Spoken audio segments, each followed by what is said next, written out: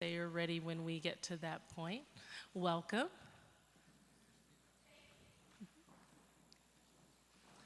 We have had an exciting series of welcoming events that encourage our students to come to school and a positive educational experience.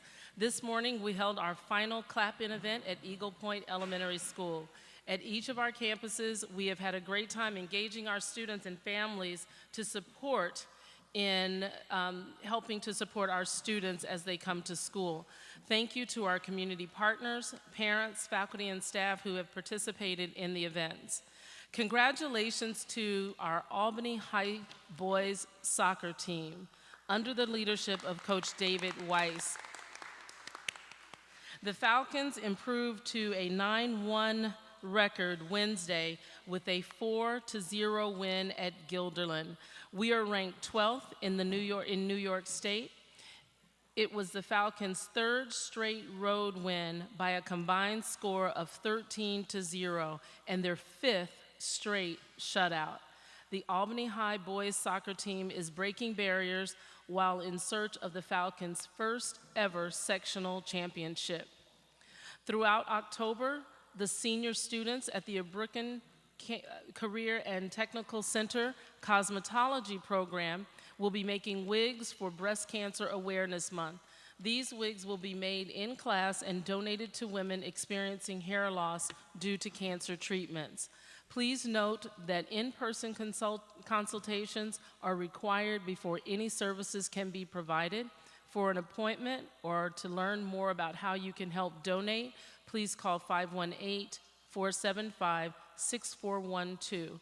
Our cosmetology program is under the direction of Ms. Lakita Love. The youngest future Falcons in the City School District of Albany enrolled in their first ever class Tuesday, September 25th. It is called Play, Learn, Soar, and it's a brand new early education program offered to infants and children from all over the city up to age 3 at Arbor Hill Elementary School. The monthly play date allows caregivers and their children to participate in activities together and separately. Its goal is to promote healthy parent-child relationships, early literacy, and it stresses the importance of a strong school-home partnership. This program will empower parents and encourage them to recognize the role that they play in their child's development. We want to thank Shanae Lawrence, Arbor Hill Elementary's community school coordinator, who implemented the first of its kind program in the district. Through this approach, we hope that it will assist with improving future student academic success. Our district has offered more than 1,000 pre-kindergarten seats for 3- and 4-year-old students for many years at all 12 elementary schools and at several community locations in partnership with local agencies. Play, Learn, Soar is different in that it aims to engage students at even younger ages. Another way the district is working to close the achievement gap. For the 11th year, the City School District of Albany is partnering with the City of Albany to raise Cash for Coats funds. In 2017, Cash for Coats raised $14,000, which enabled organizers to purchase 6,000 winter clothing items for students in the City School District of Albany. The goal is to surpass that amount in the 2018 school year, and the donations will benefit students at Arbor Hill, Philip Schuyler, Sheridan Prep, and Thomas O'Brien Academy of Science and Technology. This year, Cash for Coat drives will take place at special events held at the Palace Theater. Ticket holders to Alice Cooper, Dwight Yoakam, Modest Mouse, Darcy Lane and Friends, and Amy Schulmer can make a cash donation for any size donations during the performance. We are so grateful to all of our community partners for everything that they do to help the children in the City School District of Albany. Once again, Lodges offers a significant discount on any items purchased for Coats for Cash, maximizing the impact of each cash donation. The Albany Police Athletic League, Albany Parking Authority, Albany County Convention and Visitors Bureau, the Central Avenue bid, and Downtown Albany bid are also sponsors of Cash for Coats. Donations will be accepted through November 8th, and the outerwear will be distributed to students in mid-November. Please visit our website to see other ways in which you may donate. The City School District of Albany Board of Education has narrowed the list of potential new and middle school options to 2 and have scheduled public meetings for October to allow families and community members to learn more and offer more feedback. The first meeting was held October 3rd at North Albany, and each of the following meetings will be held from 6:30 to 8 p.m. Tuesday, October 16th at Hackett Middle School, Monday, October 22nd, Arbor Hill Elementary School, and Wednesday, October 24th at Pine Hills Elementary School. The board will review feedback from these meetings before making a decision on a final proposal at its November 1st meeting. The proposal would require voter approval in 2019. All City School District of Albany schools will dismiss 15 minutes early tomorrow, Friday, October 5th, to participate in the annual Go Home Early Emergency Preparedness Drill. All after-school activities will be canceled. Please visit our district news section for more information. Finally, a reminder that all district schools and offices will be closed Monday, October 8th in observance of Columbus Day. At this time, I will turn it over to Principal Zuleika Sanchez-Gale to share the great things that are happening here at Sheridan Preparatory Elementary School. And she has a very special guest with her this evening, 5th grader Amaj Holland Hook. So welcome and thank you for being here.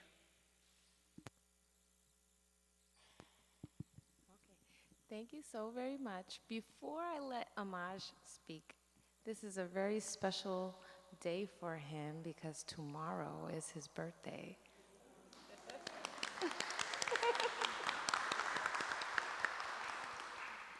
So we're really proud of Amaj. He's been at our school since the 2nd grade, and so I'll let him begin, and then we can go into the presentation about Sheridan Prep.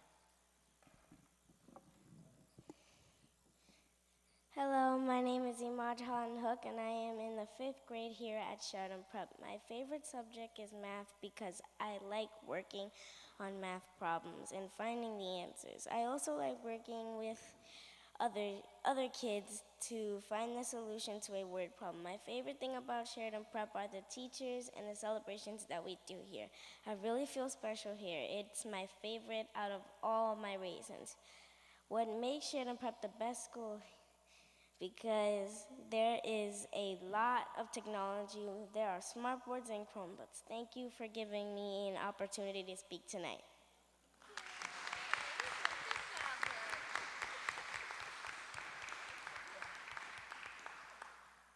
He's a tough act to follow.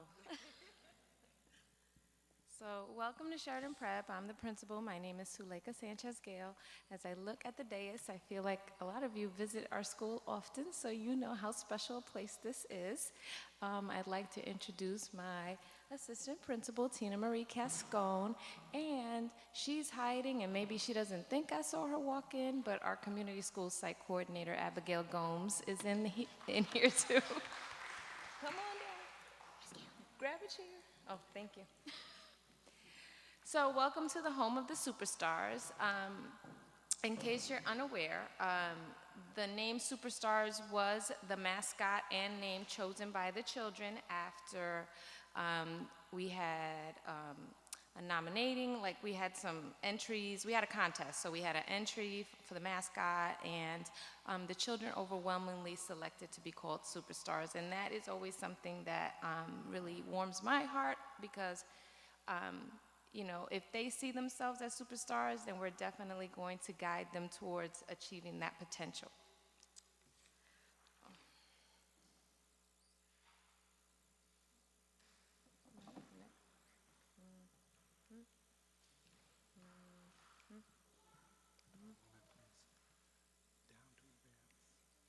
Oh, that, I'm pressing all sorts of crazy stuff.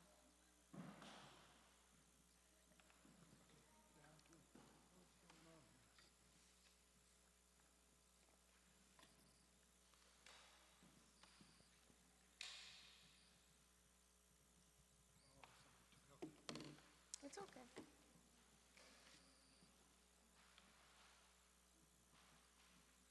Count to 5 and down to advance, up to backspace. Don't touch any of these. Down to advance, okay? Okay, sounds good, thank you. All right. The mission here at Sheridan Prep was actually designed with multiple stakeholders at the table. We had teachers and family members and administration. Oh, technical? No, all right. And we had the students kind of voice whether or not they approved of the mission. So the mission, which was established a few years ago, was that Sheridan Preparatory Academy believes that all teachers, students, and family members will expect the best in all we do, learn all we can, and strive to achieve our full potential. That mission comes directly from a daily school pledge that we recite with our students, and so it is something that our students are familiar with. Our vision is becoming the gateway to the greatness of our students' future. We understand and know that as of the elementary school, we are the foundation of our students' education and lifelong learning success. So we're hoping that through our commitment to their achievement and well-being, that we will certainly be a gateway to help them achieve the superstar status that they see for themselves. And our values are rooted in our character education traits. So we follow something called CARES, and every month we highlight one of these character traits: cooperation, assertion, responsibility, empathy, and self-control. And we are the Sheridan Prep Superstars. Oh, that's what I'm sorry, I didn't realize you guys weren't reading it.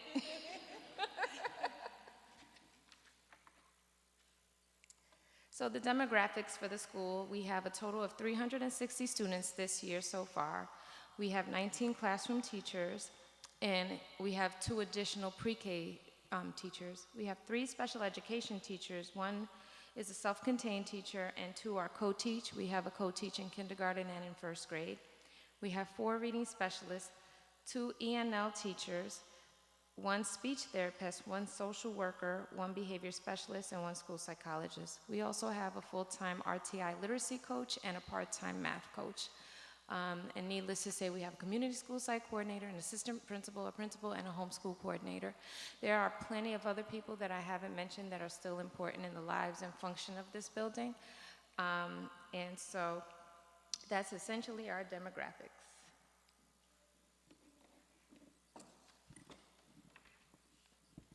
I got to read the fun slide. We have done amazing with our SEP program highlights. Academic-wise, we saw consistent growth this year in our students, in particular, our 3rd, 4th, and 5th graders. They showed growth during the 2017-18 school years within every measure. That would be New York State exams, the Ames Web, and NWEA testing. And for behavior, 90% of our students met our behavior goal, which was 2 or more fewer visits to the main office, and that's good for me.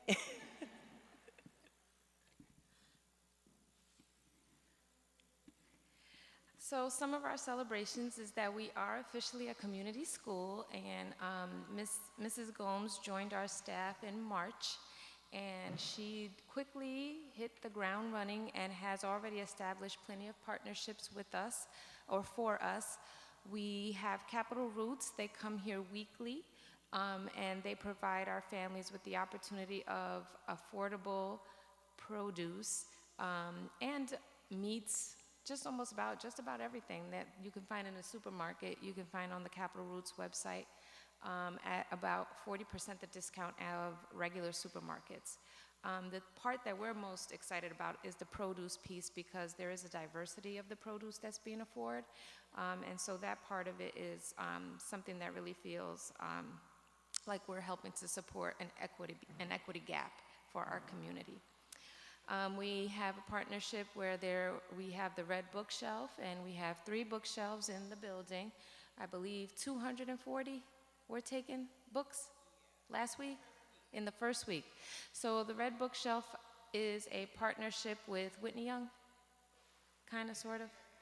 Yeah, okay, so they're our partnership. And so we have these bookshelves with books, and the children can take the books as they want. They do not have to return the books. So just imagine that in 1 week, 240 books were taken home. So that's exciting.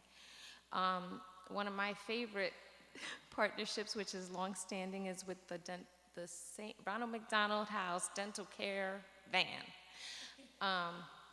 And they do provide full dental care to our students. And that's really powerful.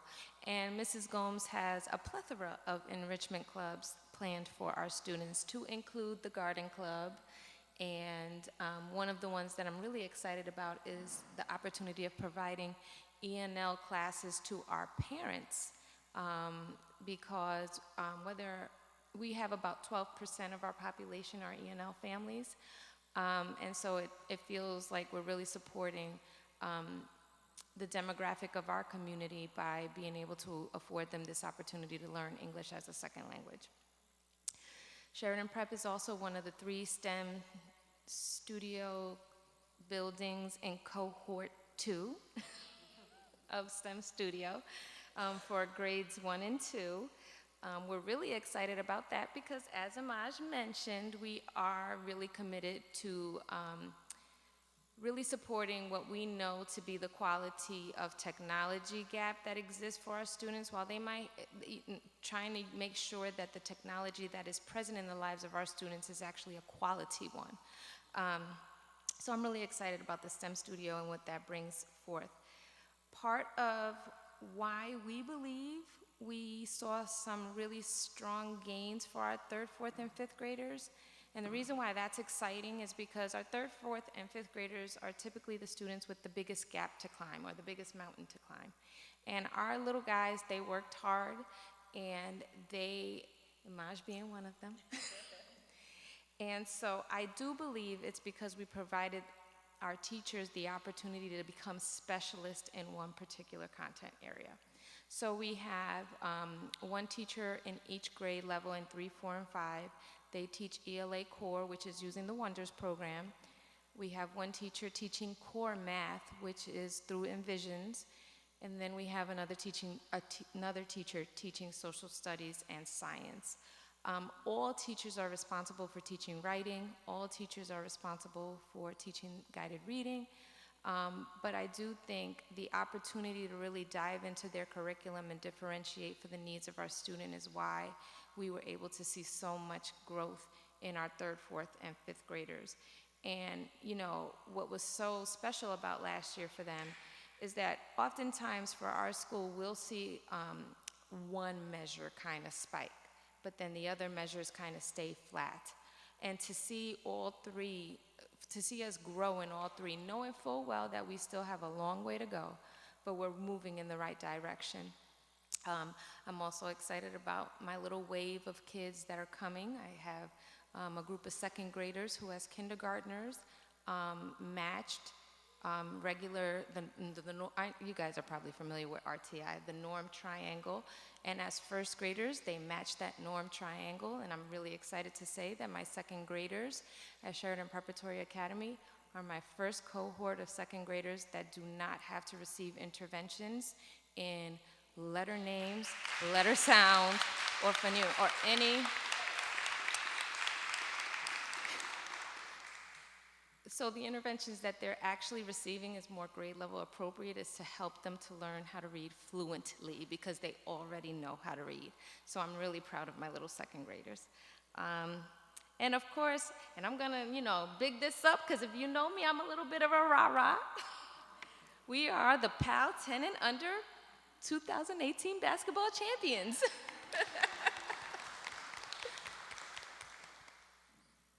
And that's Sheridan Prep.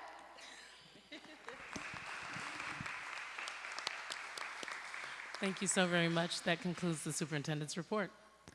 Thank you, Ms. Sanchez-Gale and company.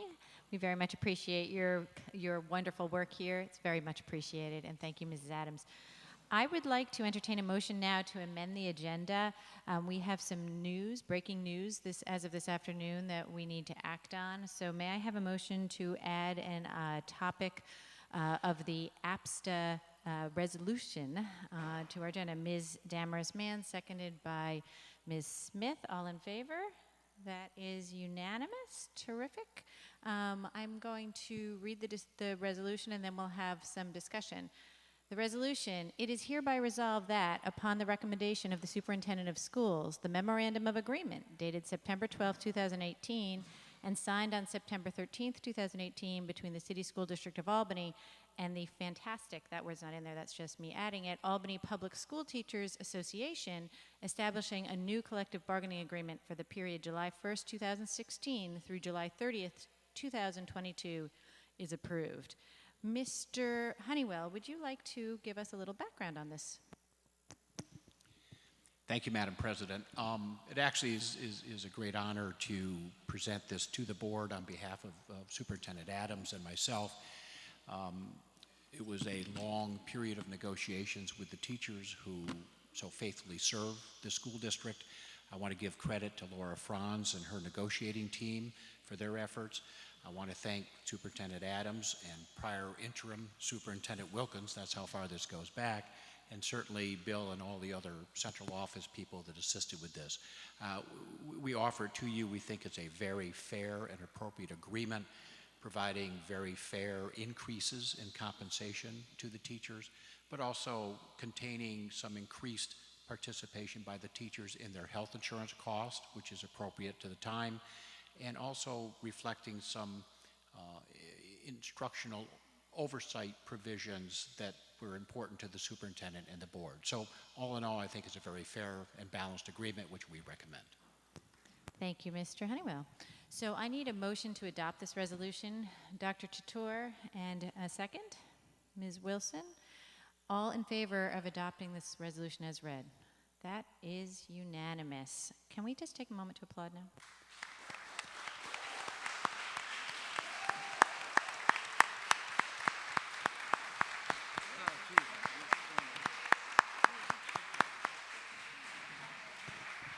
So we are very pleased to be at the very beginning of this school year and have settled contracts with all of our bargaining units. I think that bodes extremely well for the success of this school district moving forward, and we appreciate all of the hard work on the administration side and on the APSTA side to bring this to fruition. Thank you all extremely very much for your work. Mrs. Adams, would you like to say a few words? I just wanted to say thank you so very much, and for the teachers who are here, thank you so very much for your cooperation. And those who were representing the negotiations team, we just want to say thank you for the spirit of collaboration and being able to work together. Also, on behalf of myself, I want to thank the district's negotiating team, and thank you so much, Mr. Honeywell, for your guidance through this process. I do appreciate it. And for the board, just thank you for all of your support and entrusting us with this endeavor. Thank you so much. Wonderful, thank you all. So now is the time in our meeting that we set aside for public comment. And now I want to make sure that everyone understood that if they wanted to speak in public comment, they could sign in. Was there anybody who wanted to sign in? Ms. Smith, I thought I saw some people looking like they would hope to sign in. So what I'm going to ask you to do is I'm going to send this back, let people sign in, and then we will go ahead, and you should be able to do that while I read the public comment statement, I think. Terrific, okay. So, this is the time in our meeting we set aside to hear from district residents, parents, students, and other members of the public. We welcome community input about the decisions we're making. In addition to accepting comments during public comment, we also accept comments by email, by phone, and by postal mail. While you are making your remarks, please keep in mind that by law, information about individual students and specific district staff cannot be shared. Every student and every staff member deserves to know that concerns about them will not be aired in public. Also, keep in mind that public comment is not the best place to first alert the district to a concern you have. Please share concerns with the relevant staff, such as the teacher or principal. If you feel the concern is not addressed adequately, you may appeal to that person's supervisor up the chain of command, if necessary, to the superintendent, and decisions made by the superintendent may be appealed to the board. Finally, please note that the board generally does not respond during public comment period. If you need a response, please consider contacting us by email or phone or postal mail. When recognized by the board president, please state your name and city of residence. Statements are restricted to a maximum of 3 minutes. You'll be given a 1-minute notice and a 10-second notice by Ms. Lang, and I will notify you if your time has expired. So first name on the list is Ms. Nolene Smith. Ms. Smith.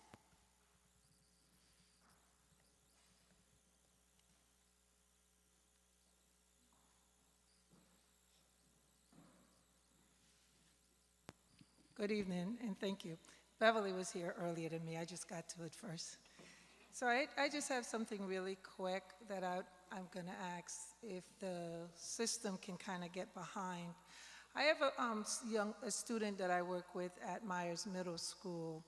She was in the 7th grade last year. She's taken regular classes in math and was doing really well in math. She was told if she they gave an exam for math, and if she scored an 85 or above, she would be able to take the 9th grade math.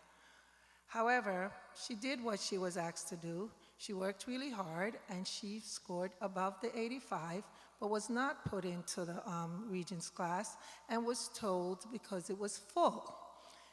And maybe if some people drop out of the class, she'll be able to take it. Now, from where I sit, that sets, it seems to me that we should be able to educate each child according to their needs. And we also know that those children taking algebra in the 8th grade seem to be on the college acceleration path. And I would like to see that this child gets the same opportunity as those kids that are currently in that class. Thank you. Thank you, Ms. Smith. I think someone from the administration is going to find a minute to talk to you about that in detail. Thank you so much. Ms. Paget?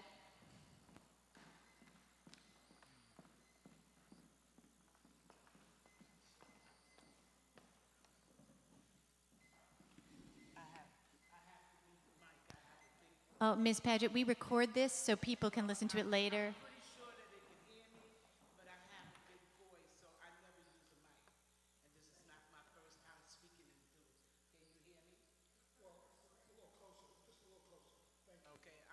It would be like I'm screaming. Okay, I also have a very large passion in my voice. This is the first time I have been to a school board meeting since 2010. Okay, I thought I was finished, but I actually picked up a grandchild. I was finished with my daughter. We signed him up at central registration. I've been doing this for a long time. We had all the paperwork, go to central registration, and we had to return 3 times.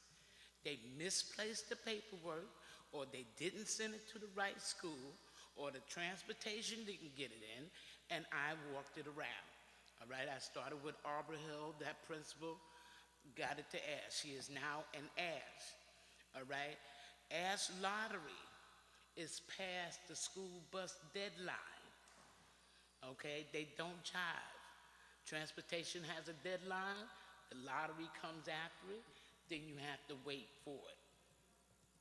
All right, for the bus to pick them up on the late list. That started September 18th. He is in the 1st grade. There was no bus monitor on the big bus, you know, the one that has 40 plus kids. So when it stopped at our stop, the kid didn't get off. All right, my daughter runs up the bus driver's howling at her, "You can't come here. You can't come on this bus." She said, "My son is on it." And he was sleeping. That's how kids get left in the bus. She went up and got her child. Then on the 19th, he happened to come early. Nobody changed the schedule. You're supposed to be there, he's gonna be there at 3:17, so you gotta get there 15 minutes earlier. So he came earlier. So I'm sitting out there 20 minutes, and we have to keep calling the transportation, so they're dropping back off at his bus stop because they changed the time and didn't tell the parents. All right, and my other concern is that just like back in 2009 and 2010, the kids are getting punished for the behavior of others in their classroom. I removed one granddaughter out of this school in the 4th grade, and we transferred her to Toast because in this school, the kids was acting up in the 4th grade and the teacher wasn't teaching. Now I have him in Ash. He's in the 1st grade. If one particular child acts up, all heads go down on the table. They're still not teaching. So how do you expect these kids to get an education if they all gotta conform to the behavior of other children? Do we have a mediation room here that we can take the children out, and so that they do not disrupt the other learning of the other children. I mean, we can break this up instead of everybody being punished. But I also would like to thank you today, for the very first time, we have a school bus monitor. And that kind of sets me at ease to know that 40 children of different ages, at least there's somebody that can walk the bus, and the bus driver can drive the bus, instead of him stopping and hollering at the kids to sit down. That is awful dangerous. And I thank you for your time. Thank you, Ms. Paget. Again, I think someone from administration is going to try and check in with you to see if we can get to some resolution on some of your concerns. That concludes our public comment period for the night. Thank you very much for your comments. We're now going to move to the part of our meeting we call routine consent. During this part of the meeting, we approve routine matters for the district. This usually includes things like contracts, field trips, hiring of personnel, and other similar matters. I suspect a number of you are here for routine consent today. I see a lot of familiar faces in the audience. Voting on these matters as a group with no discussion allows us to use our meeting time more efficiently. Each Board of Education member does have the option to set aside any routine consent item in order to require discussion and a separate vote on that particular item. So I'm now going to entertain a motion to adopt the routine consent agenda by Ms. Wilson, seconded by Ms. Roach. And now I ask the all-important question, are there any set-asides? Ms. Alexander-Mann? I'm going to set aside a particular item for routine consent, item number 2, the human resources appointments classified.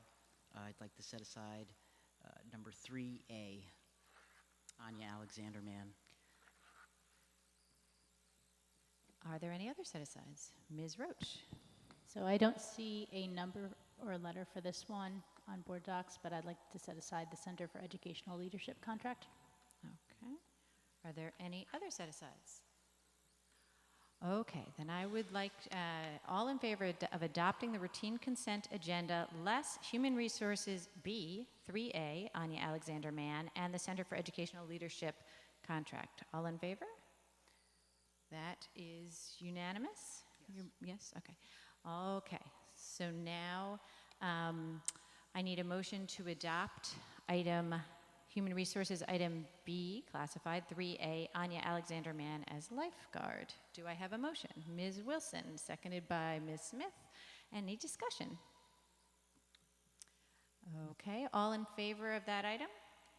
That is Ms. Roach, Ms. Smith, myself, Ms. Lang, Dr. Tour, Ms. Wilson. Any opposition? Any abstentions? Ms. Alexander-Mann. I'm abstaining. Anya is my daughter. Terrific. So the motion passes. And now I'd like a motion to adopt the Center for Educational Leadership contract. Do I have a motion? Ms. Wilson, seconded by Ms. Smith. Is there any discussion? I'm hoping that this can be set aside at least until the next meeting so we can get answers about the contract. It seems like it's the second one that was proposed for the writing at Schuyler Achievement Academy this year, so we had a little discussion about it over the summer. Welcome, Ms. Bridgewater. We're always happy to see you. Hopefully I can answer some of the questions.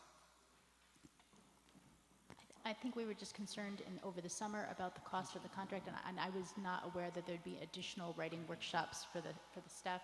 I wanted to know how many, would there be more additional contracts with CEL over the course of the school year? Is this it? You know, just kind of. This would be it for the school year, yes. Okay. So is this the level of, were we doing these same seminars last year as well? I was a little looking over the past contracts, and I wasn't sure exactly how many days of service we were doing each year at the school. CEL has been around since Schuyler was selected as a priority school. And as I mentioned in some of my feedback during the summer, one of the challenges with CEL is it has benefited the school so that the school is no longer in receivership. However, the staff turnover has been significant. I want to say we probably have about 5 teachers who were there when I started 5 years ago, and so that level of training still remains necessary for the number of new teachers that we have in the building at this point in time. Thank you. You're welcome. Is there any other discussion or questions for Ms. Bridgewater? Okay, then I think we should probably vote on this. All in favor of the Center for Educational Leadership contract? That is Ms. Alexander Mann, Ms. Wilson, Dr. Chatour, Ms. Lang, myself. Oh, it's unanimous. That is unanimous. Thank you. Excellent. Okay, and that concludes the routine consent portion of our agenda. Madam President? Mrs. Adams. Yes, Madam President, members of the board, we have several appointments here tonight that we would like to come forward.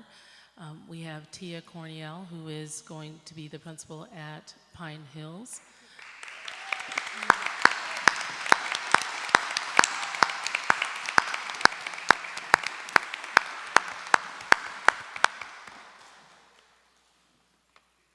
So I would like to take this opportunity to thank the Board of Education, our Superintendent, Ms. Adams, our Assistant Superintendent, Dr. Wilson Turner, as well as the contributions of the hiring committee for this tremendous opportunity.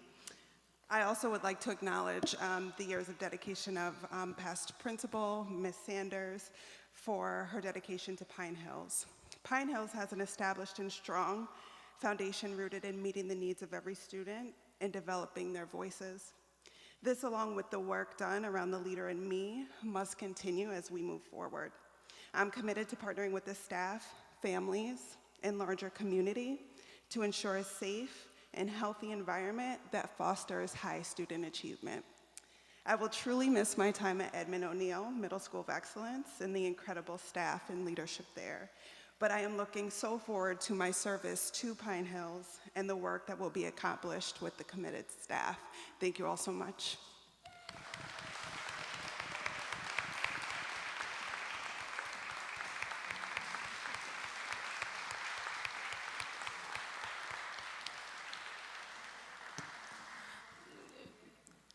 Due to a family emergency, Mr. Malik Jones cannot be here with us.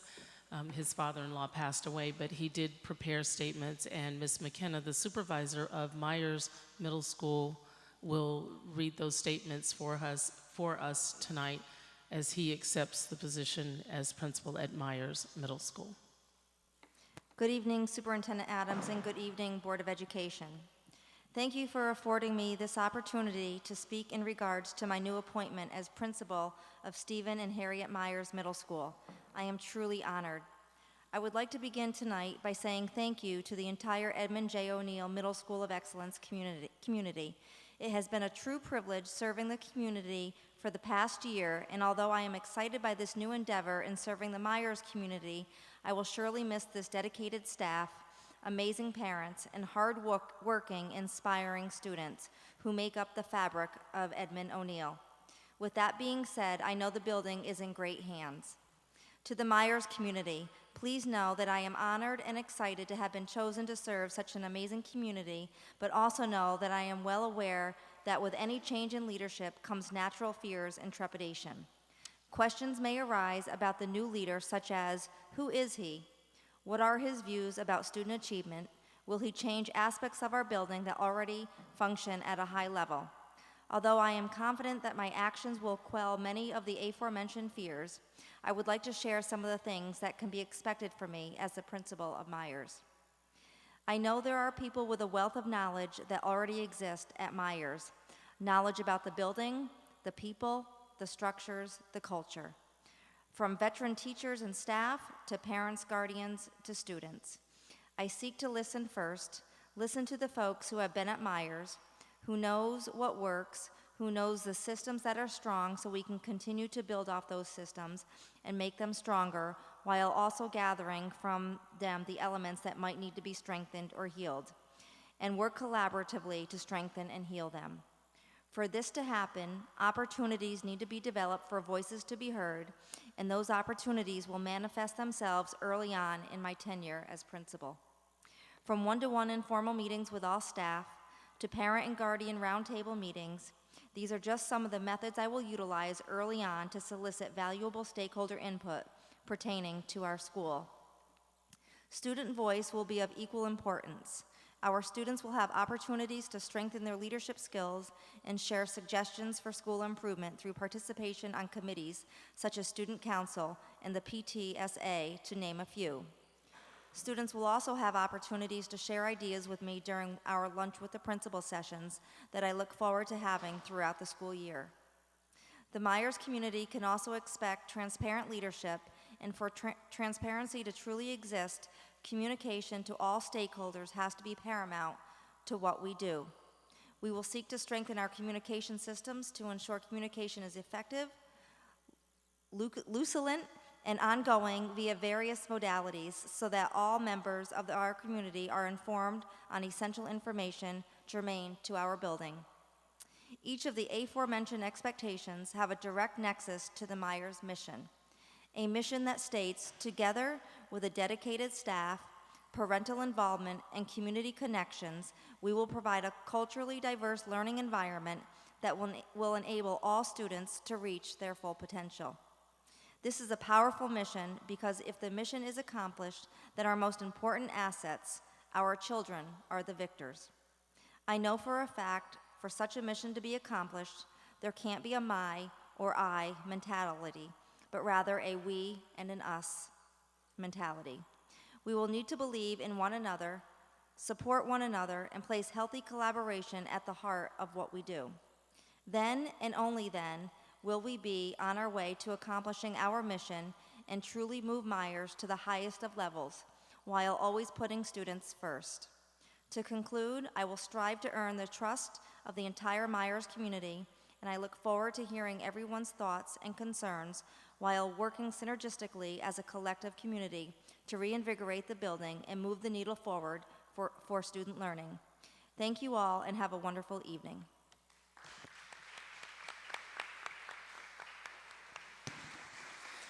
In this transition, while the next person that I'd like to call forward is not a new appointee, they were co-principals with Malik Jones over at O'Neill. And so Ms. Candy Antonetti, if you'll please come forward. She will be the principal, no co-principal, but the principal at O'Neill. And we just wanted her to share a few words about her thoughts about moving forward.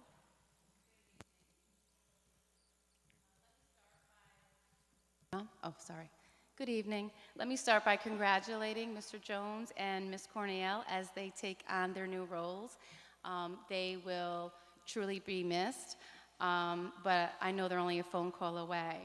I've been with the district for nearly 20 years, and most of that time has been dedicated to the Arbor Hill and West Hill communities. For the past year, Mr. Jones, Ms. Cornell, and I have worked diligently to build a strong foundation for excellence at Edmond O'Neill Middle School. I am excited to continue the work that we started with Ms. Tamitra Rose, and we are committed to carrying out the school's vision for excellence. As many of you know, back in 2015, when West Hill opened, Ms. Rose was appointed as my assistant principal. In year 2, she transferred to Myers, and I'm so excited to welcome her back. I'd like to thank the Board of Education and Superintendent Adams for entrusting us with carrying out the district's vision for Edmond O'Neill, and a special thank you to Assistant Superintendent Lori McKenna for her continued support. Thank you.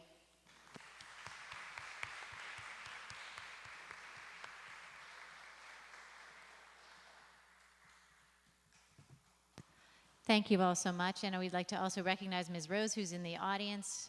We look forward to seeing the great things you will be doing at Edmond O'Neill.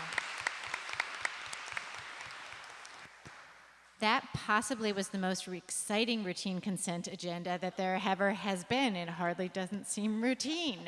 But in any case, staff transfers are always a routine item under the direction of the superintendent, and we were very excited to support this new staff alignment for the City School District of Albany, which we think brings an excellent balance of skills and aptitudes to our middle schools. So now we're going to move on to the next item on our agenda, which is an action item on the district safety plan. As is our normal practice, this item was made available for public review and was discussed at some length at our last board meeting, We can always continue the discussion before voting on it if it's necessary tonight. May I have a motion to adopt the district safety plan? Dr. Tatur, seconded by Ms. Roach. Is there any discussion? All in favor? That is unanimous. Okay. The next item is the discussion action item, which is a fairly unusual thing for us, but we always do the audited financial statements as a discussion action item so that we can use the auditor's time wisely. So, Mr. Hogan, are you going to introduce this topic? Yes, I'd like to call up Jamie Cody, who is a principal and a CPA with the Bonadio Group. They're our external auditors. Over the summer and into September, the finance staff was busy working with the CPA firm to complete these financial statements for the fiscal year ending June 30th, 2018.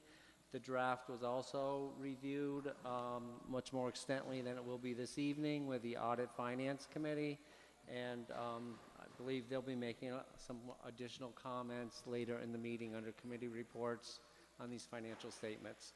So with that, I'd like to turn it over to Mr. Cody to give us a brief overview of their review. Use this to operate your... I'm on good. Thank you. Good evening. Thank you, Bill. Thank you, Board of Education, for having us tonight. Bill distributed an executive summary before that I'd like to go over this evening. As Bill talked about before, on September 24th, we met with the audit committee and we went through the deliverables that are listed on this page, the audit of the financial statements, the audit of the extra classroom financial statements, and also the uniform guidance audit of your federal awards in detail. So I'd like to just to summarize today the audit. First, of the financial statements. The internal controls over financial reporting. We're required, because we perform the audit under government auditing standards, to report to you any material weaknesses or internal control deficiencies over financial reporting. We are happy to report there was none, nothing to report. We also provided opinions on the financial statements. All of them were unmodified opinions, the highest level of assurance that can be provided by a CPA. And also, I'd just like to go over some of the highlights in the financial statements. This year, the school district was required to adopt what's called GASB 75. GASB 75 is a modification of GASB 45, and it relates to other post-employment benefits that are provided to district employees. And this is your post-employment health insurance. So each year, you have a amount that you budget for and pay to those for that retiree health care. That number does not change other than what is budgeted each year and is supposed to be paid. However, GASB 75 requires you to record the present value of the future benefits that will be paid as they're earned by the employees now. So in theory, when an employee retires, that person's liability has been recorded, and you would only reduce that going forward. So that required, and GASB 75 required the district to catch up on the liability that was recorded previously. So that catch-up amount was $155 million, and that brought the beginning of the year balance to $331 million. That amount was reduced because of good actuarial projections this year to $325 million. So at the end of the year, you had $325 million for your post-retirement benefit liability. So that was the big event for this year's audit. The general fund this year, everybody's interested in, because that's what's budgeted and the majority of the district's costs are incurred there. You had positive variances for both revenue and expenses against budget. You also had an ending fund balance this year of $42.7 million. $27 million was restricted for various things such as capital projects and other types of employee reserves. And you had $4.8 million of that for next year's 2019 budget. It's good to note that under state law, you're only required, or you only can carry forward 4% of your 2019 budget, which is $249 million. So you could have carried forward $9.9 million of unrestricted fund balance. You actually only carried forward 4.1 million, which is 1.67% below the 4% threshold. So that's the summary of the financial statements. If there's any questions on them. Are there any questions, board colleagues? No questions. So I also like to, I'm sorry, that was just the financial statement piece. There's also the extra classroom financial statements. Here, this is the district's clubs. This one, we did provide an opinion on the financial statements that was qualified.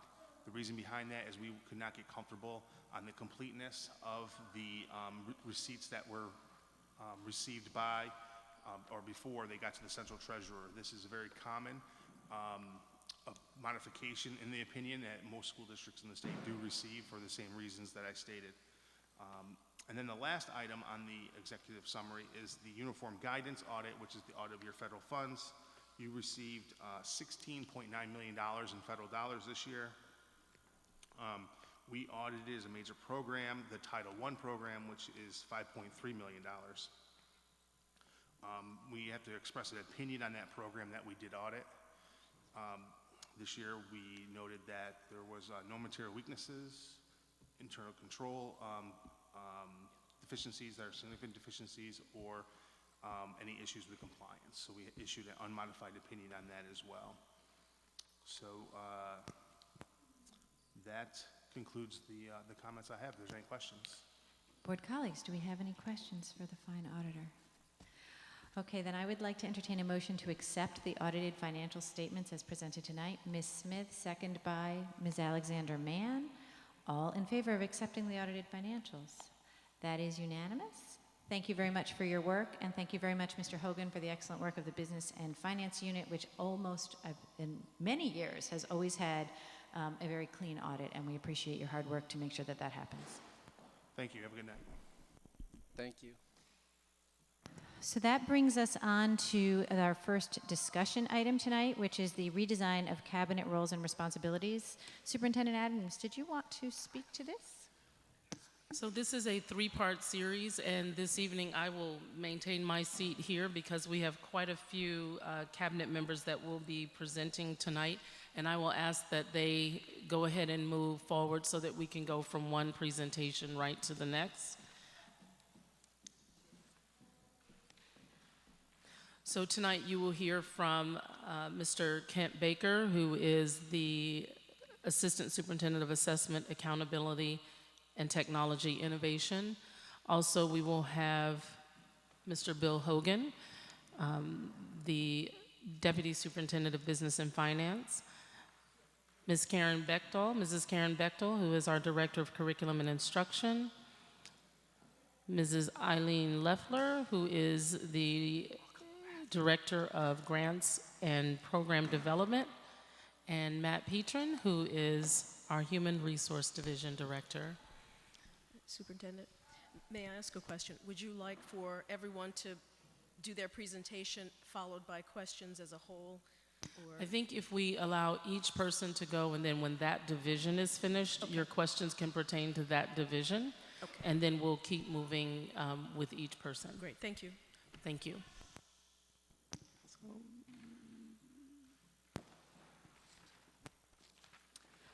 Good evening, Board of Education.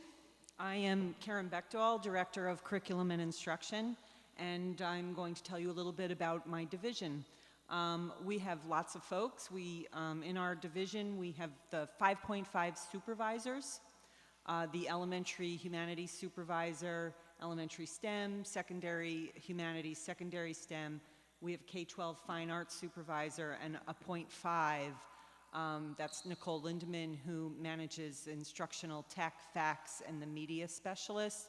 She is a shared person with Kent and does testing as well.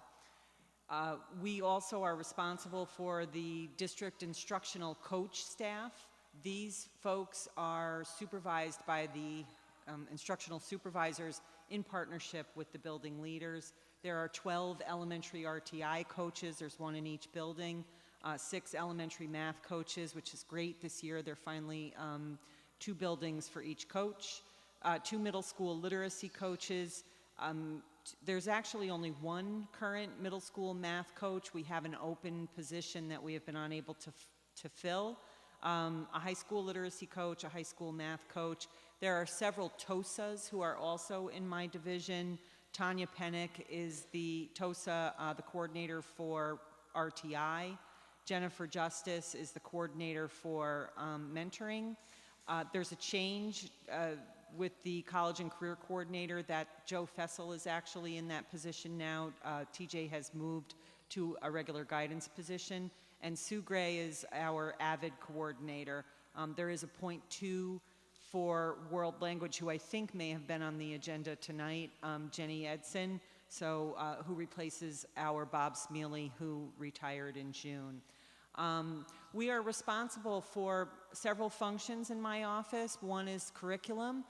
We have a curriculum review plan, as you know, a 5-year cycle of review that has really helped systemize how we approach curriculum in the district. Instruction is the hallmark of what we do. The supervisors and coaches are the boots on the ground. They're in the classrooms, they're in the common planning time, they are leading learning walks, they are working with their coaches to provide support to teachers. It's a really integral part of what we do in curriculum and instruction. We have responsibility for assessment, both the local to inform instruction. That's really where we are focused on. And then, of course, we're looking at our big data sets as well. RTI, as I said, falls in my division. Professional development is an area that I also take care of. Jen Justice helps with that. She is also the mentor coordinator and provides some PD support. We are also managing the student teachers, working with the local colleges and making the connections with the teachers who sign up to take on a student teacher and placing them with the colleges. And then, as you know, AVID is in my purview as well. So this involves me doing my regular check-in meetings with all of these folks, either bi-monthly or monthly, dependent upon who it is. I do their evaluations. I do have responsibility for a couple of very small little summer programs. PD, AVID, the Smart Scholars Grant is still in my purview. We have 4 more years of that. Involved with, of course, with Albany High scheduling. I will be here with the new course proposals next time around. And the AHS rebuild, which is a pleasure. I do a lot of the programming work with the architects and teachers.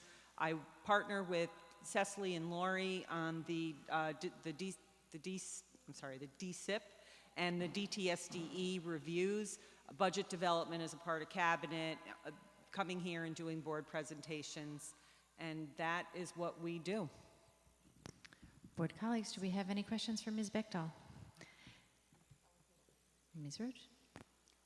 I did. I just had a question as I was reading this about the world language chair, because I saw that was only a .2 position. Is that just because it's a 6th period stipend this year, or was Mr. Smealy also a .2? Yes, Mr. Smealy was also a .2. We haven't quite found a place where that would fit in under a supervisor, and it has been very effective to have the chair in place. So we're going to carry on the model for now. Okay, I think I was more just curious as to whether it would be more appropriate to have like a .4 or a little more than .2, given that, you've got humanities, English and ELA and social studies with a full-time person. I just wanted to kind of ask if in your opinion that .2 was enough time. Well, let me say one thing. The secondary humanities supervisor, I believe at last count, had about 160 teachers under her purview. So she has quite a big caseload of folks. The foreign language with the .2 is really responsible for the high school foreign language department, which I believe there's 8 or 10 of those folks. And then we include the middle school as we can for professional development and communication. So Could there be more? Yes, but that would have to be a part of budget conversation. Okay, so the middle school foreign language teachers aren't under the direction of the chair? First of all, the point two is, she's point 8, an active teacher. Right. It's a way, that's why I say that I have direct supervision really over world language, and I work with the chair to make sure that we are inclusive with the middle school folks, and we have been more so than ever before over the last several years under Bob's, not supervision, but Bob's leadership. So it may come up in budget discussions. We'll see how that goes. Okay, thanks so much. Anyone else? Ms. Wilson? I won't belabor the point again about why I like the document, because incorporating the behavioral modifications and white space in the bold, which I think is really good for documents for public consumption. I just had a question about the area response to intervention, professional development, student teaching, mentoring. Why the thought was to not include maybe like a couple of additional clarifying bullets about each department? Oh, I could certainly add some more defining kinds of pieces for that. That's not an issue at all. I thought they were a little self-explanatory, but that might be from my seat. So I can definitely add a sentence or two about what that involves and what that means. Yeah, I was just more so contrasting it with the AVID, which I think was like a really good, concise explanation of but like you said, it's for further, clarification. Yes. Anyone else for Ms. Bechtel, or shall we move to our next speaker? Okay, I think we're ready to move on. Who's going to be next? Mr. Hogan. Yes, good evening again. So Mr. Baker will put up my staffing. I'm the Deputy Superintendent. I'll just highlight some of the primary roles. I support and serve on several committees. I do strategic planning, financial operations, buildings and grounds, construction activities, food services, school taxes, insurance, real estate, governmental relations, media support, and policy development. My direct reports are my Director of Business Operations, who is Stephanie Primero. You see her a lot during our budget season. I also have Ben Mara, which is a position we added about a year ago as a Director of Facilities Planning and Capital Improvements. He has a big role in our new high school project, but we've always done construction since the day I got here, maintaining our 20 buildings. We always have projects going on. There's also a Director of Buildings and Grounds, that is Brian Dengler, and he actually more so takes care of the daily activities of the building, although he's always involved when there's construction projects and working around all of our programs like summer school, etc. There's a lot of coordination activities in our district based on building use. We have a Director of Food Services. Her name is Lisa Finkelbinder. Things people really don't think about with food service, it is so highly regulated. There's a lot of things and a lot of inspections and a lot of reporting she does all the time. She does a great job with that. Our treasurer, our committee members see her on the audit committee. Her name is Tashawn Garcia. She actually, a lot of her life involves is a summation of what these financial statements are. The daily entries, daily activities, extra classrooms she supervises, and even the school tax payments. And then there's a claims auditor in our office. It's actually a direct report to the Board of Education, but it's housed in the fiscal office. So I kind of do the day-to-day supervision of the person, but they are a direct report to the board. And they review every single payment, every check before it goes out the door. To summarize a little bit more in detail the areas of management, the financial management part of the district really focuses on the long-range planning. We're always looking at multi-year impacts of budgets and usage and retainage of reserves and fund balance. The ongoing daily financial operations, such as budgeting, payroll, purchasing, all the billings, all the receipts, all the payments. A lot of contracts flow through my office. I review a lot of them. Cabinet members pretty much review contracts that come out of their areas. But as you see every board meeting, there's a lot of contract activity. Facilities management, we have ongoing and update regularly 5-year building plans, and then there's always ongoing projects like looking into the future middle school and the high school, etc. Just the ongoing daily facilities management deals with repairs and maintenance of our buildings, utilities, health and safety issues. In terms of food service, we serve about 10,500 breakfast, lunches, and snacks in 18 different locations every day. I work closely with the grants department, which is going to be presenting this evening as well. But tonight you heard just the federal grants were about $16 million. We also have a lot of state grants. Typically you're in the neighborhood of $25 million or so a year just in grant activity. That's the size of some small school districts, just what we do in grants alone.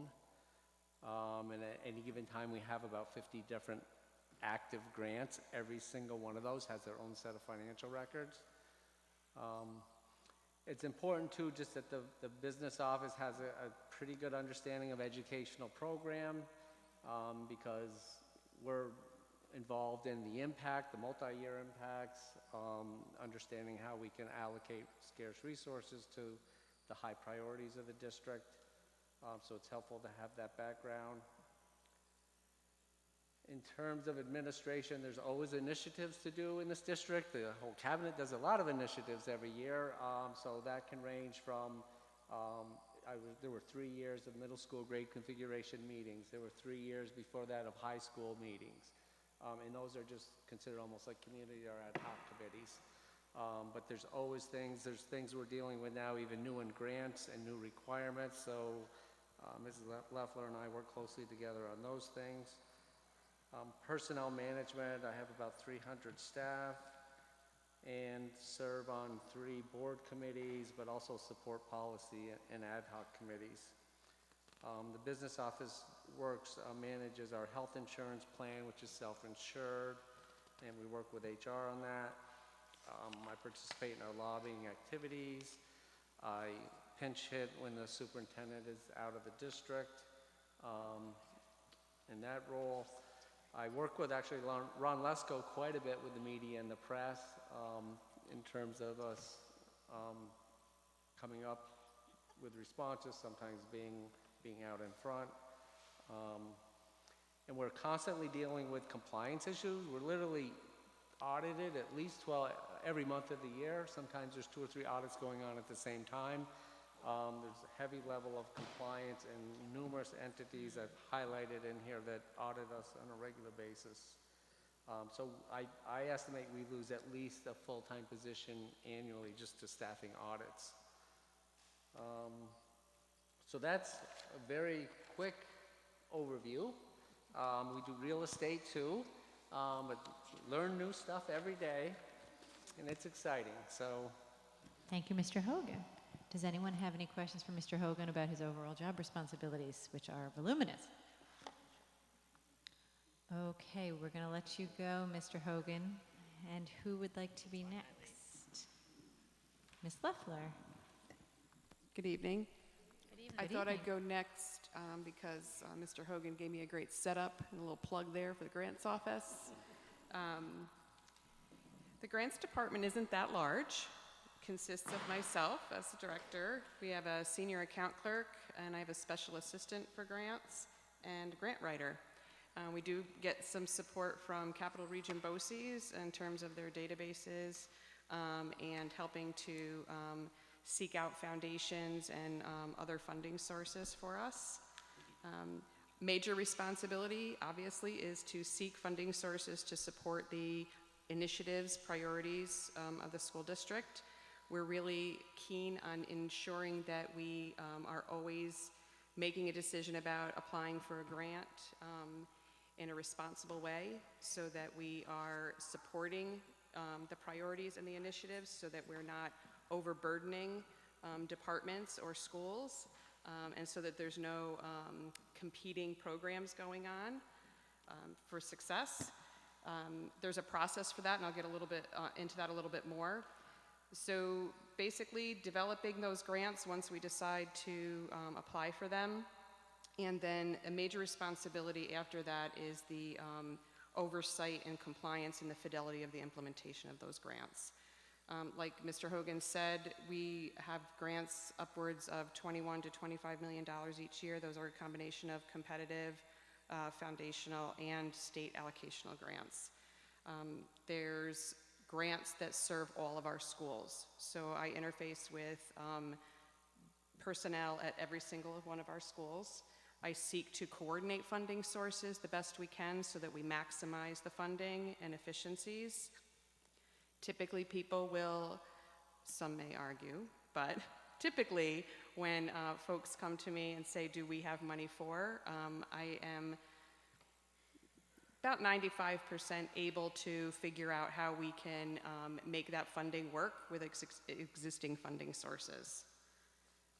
Just a little bit about the process, the responsibilities that in terms of reporting and the financial oversight for the grants is significant. This is a little bit about the process for developing the grants. So we just want to make sure that the grants department does not develop any grants or programs in a vacuum. And that's important because there needs to be buy-in and there needs to be stakeholders involved in a grant design team, design planning team. But also the most important step is when we make a decision to apply for a grant. And so I have just a little chart that I use. It actually needs to be updated, I'm noticing now, to align with the educational design and the current goals and initiatives. But we usually go through this checklist. I go through this checklist, usually with relevant administration or cabinet members to initially when I go through an RFP when it's announced. And then we go on to filling out a funding analysis of the grant, which is the next one. Oh, no, that's not there. Oh, it must be down further, the funding analysis. A little bit further. Right there. So that funding analysis, and then, so if the criteria for applying for a grant seems like it predominantly would be something that would align with the goals and initiatives and programs, then I do the funding analysis and bring that to cabinet. We review and go through some of those key elements and make a determination on whether or not it would be something we should pursue.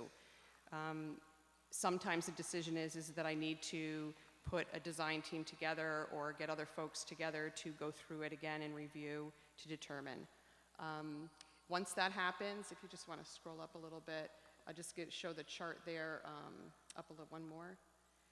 This is just kind of the flow chart for the protocol for applying for grants.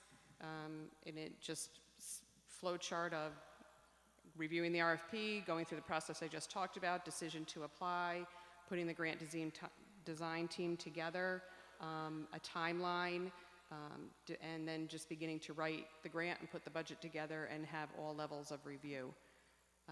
If we are fortunate enough to get awarded the grant, the next slide shows that I have a protocol now for implementing the grant.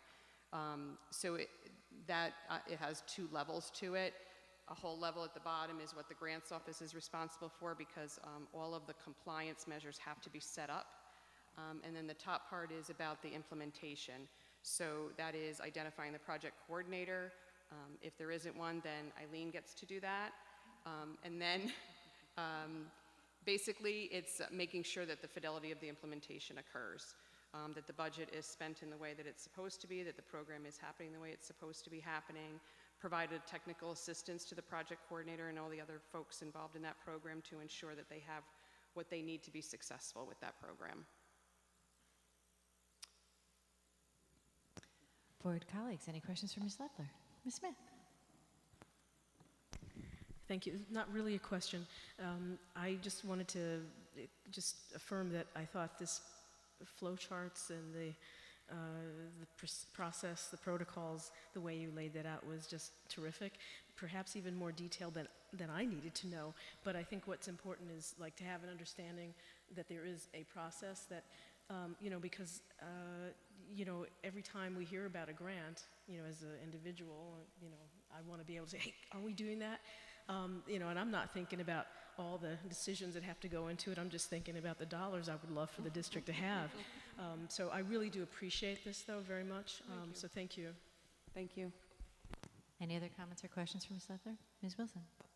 Yeah, it's not a question, but more so a comment, and it's probably indicative of the order that you all went in, because when I saw Karen's, I was very much enjoying the names with the department, because I think that reinforces chain of command. And then also with Bill's, he had very much expounded on his details in his department, but I was thinking, what if someone wanted to understand how to interface with a particular role of his, and then yours, of course, had the flow chart and more or less an understanding of how if this, then that. So I think, and one of my mantras is to not create work for other people, but I think it would be like really nice if there was cohesion between the documents in that sense. Any other comments? Dr. Chatur? Do we actually go out seeking the grants, or, I mean, are we part of some service that tells us, gets us the information, the RFPs coming in, or how do we? Well, I'm on a lot of, I don't even know if that's the right word anymore, listservs, but I get a lot of emails about grant opportunities, grants.gov, Grants Gateway, State Education Department. There's a whole variety of them. So I'm flooded with them all the time. The grant writing assistance that I get, that's one of their major responsibilities that I put to them as well, to do initial review. One of the things I do at the beginning of the year, actually over the summer, is work with that grant writer to let them know what the priorities are. I have a keen sense of what those are by serving on the cabinet and also working with all of the schools. And so when I give those priorities out, I ask them to do a search, because there's a wide variety of grants, right? So if they could narrow down that search and under those categories, those priorities, list grants that would be good to seek out. And those would be ones that we are anticipating being announced through the state or the federal government or the Department of Education. Some of them are foundations, and that's one of the goal areas of the department that I've been trying to get up and going, is to shop more foundations for grants and to do more program development out in front based on what we know our current needs are and what programs we want to have versus being reactionary to grants that get announced and we have about 5-6 weeks to put them together. So that will be something, so it's a variety of ways. Ms. Lang? So I want to go on to what, kind of a little deeper.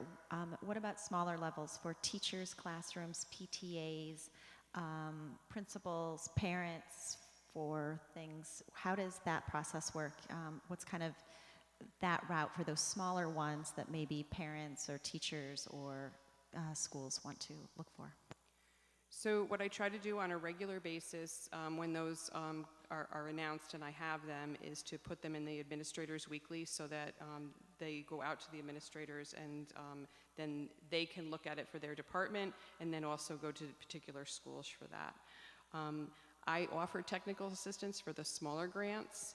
I don't, and then if we're not working on a larger grant, we will help actually write the grant. A lot of those smaller ones are actually applications that are kind of like fill in the blank that are really easy, and usually folks reach out to me for some just financial or BEDS codes numbers or EIN numbers and things like that for those, and then also to provide assistance to them for when if they get awarded, how do we bring the money in.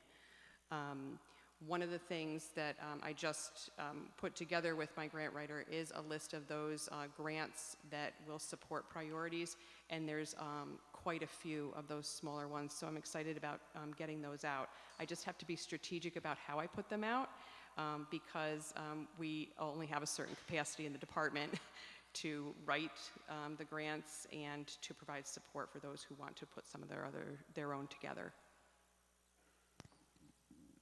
Board colleagues, we're good? Okay, thank you very much, Ms. Leffler. We appreciate it. Gentlemen, who's going to be next? Good evening. Mr. Baker. So I'm hoping to, in a short amount of time, unpack the interrelated subdivisions of my division.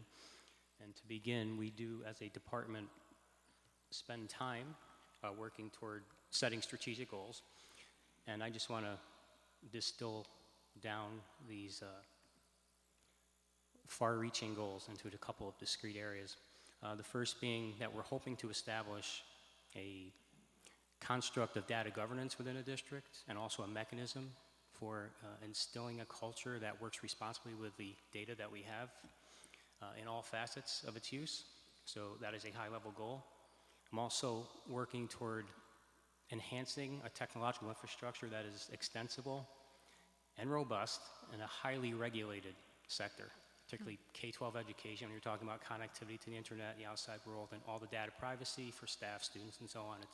It's a challenge to balance the scale to be functional and also robust.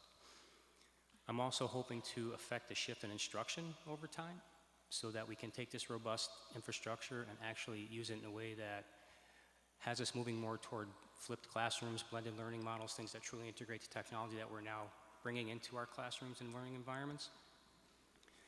And last, certainly not least right now, certainly, is working to support the implementation of School Tool. We are now week 4, basically, of a long journey.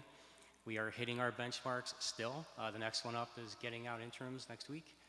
So, but the idea is we have one shot at major implementation like this, so we really want to enhance that user adoption rate and that comfort with our system. So in terms of the team with whom I work, if you look at the list, it's substantial, and I'm certainly blessed to have a very talented staff, but I do want to point out when it boils down, we have basically 7 technicians that work out in the field. We have right now more than 7,000 internet-connected devices and user devices, in addition to a few thousand other ancillary technological devices that exist. So it's a hustle. I shared with Cabinet in the first 2 days back this year, we had over 1,000 requests through our help desk in 3 days. So it's brisk, particularly this time of year. And the same holds true for our data team. If you count me, we have basically 3 folks who have some functional knowledge of data systems and data structures. And when we look at the responsibilities that we have, you'll see we have quite a bit, a very heavy role in managing data across the district. So I'm happy to have the staff that we have, but I'm hoping no one's looking at it and saying, oh my gosh, he has that many people in his division. So in terms of these responsibilities, for data support, we really are trying to support offices in their work, particularly in programmatic ways, meaning just because we have a large role in maintaining their systems, my office should not have the ownership of these data, nor should we be in a position to make decisions on their data for their work. So part of the balance we have is providing the data to them, making it accessible and assisting technically in that, but also balancing out the programmatic responsibility. So that's a challenge that we work through on a daily basis, and we're building better capacity in our users across the district to take that handoff, so to speak. In terms of the data systems, there are a number of integrations that we have. There is, I don't think, any program office, any building that doesn't rely on some data system that my office has a role in integrating or managing in some way.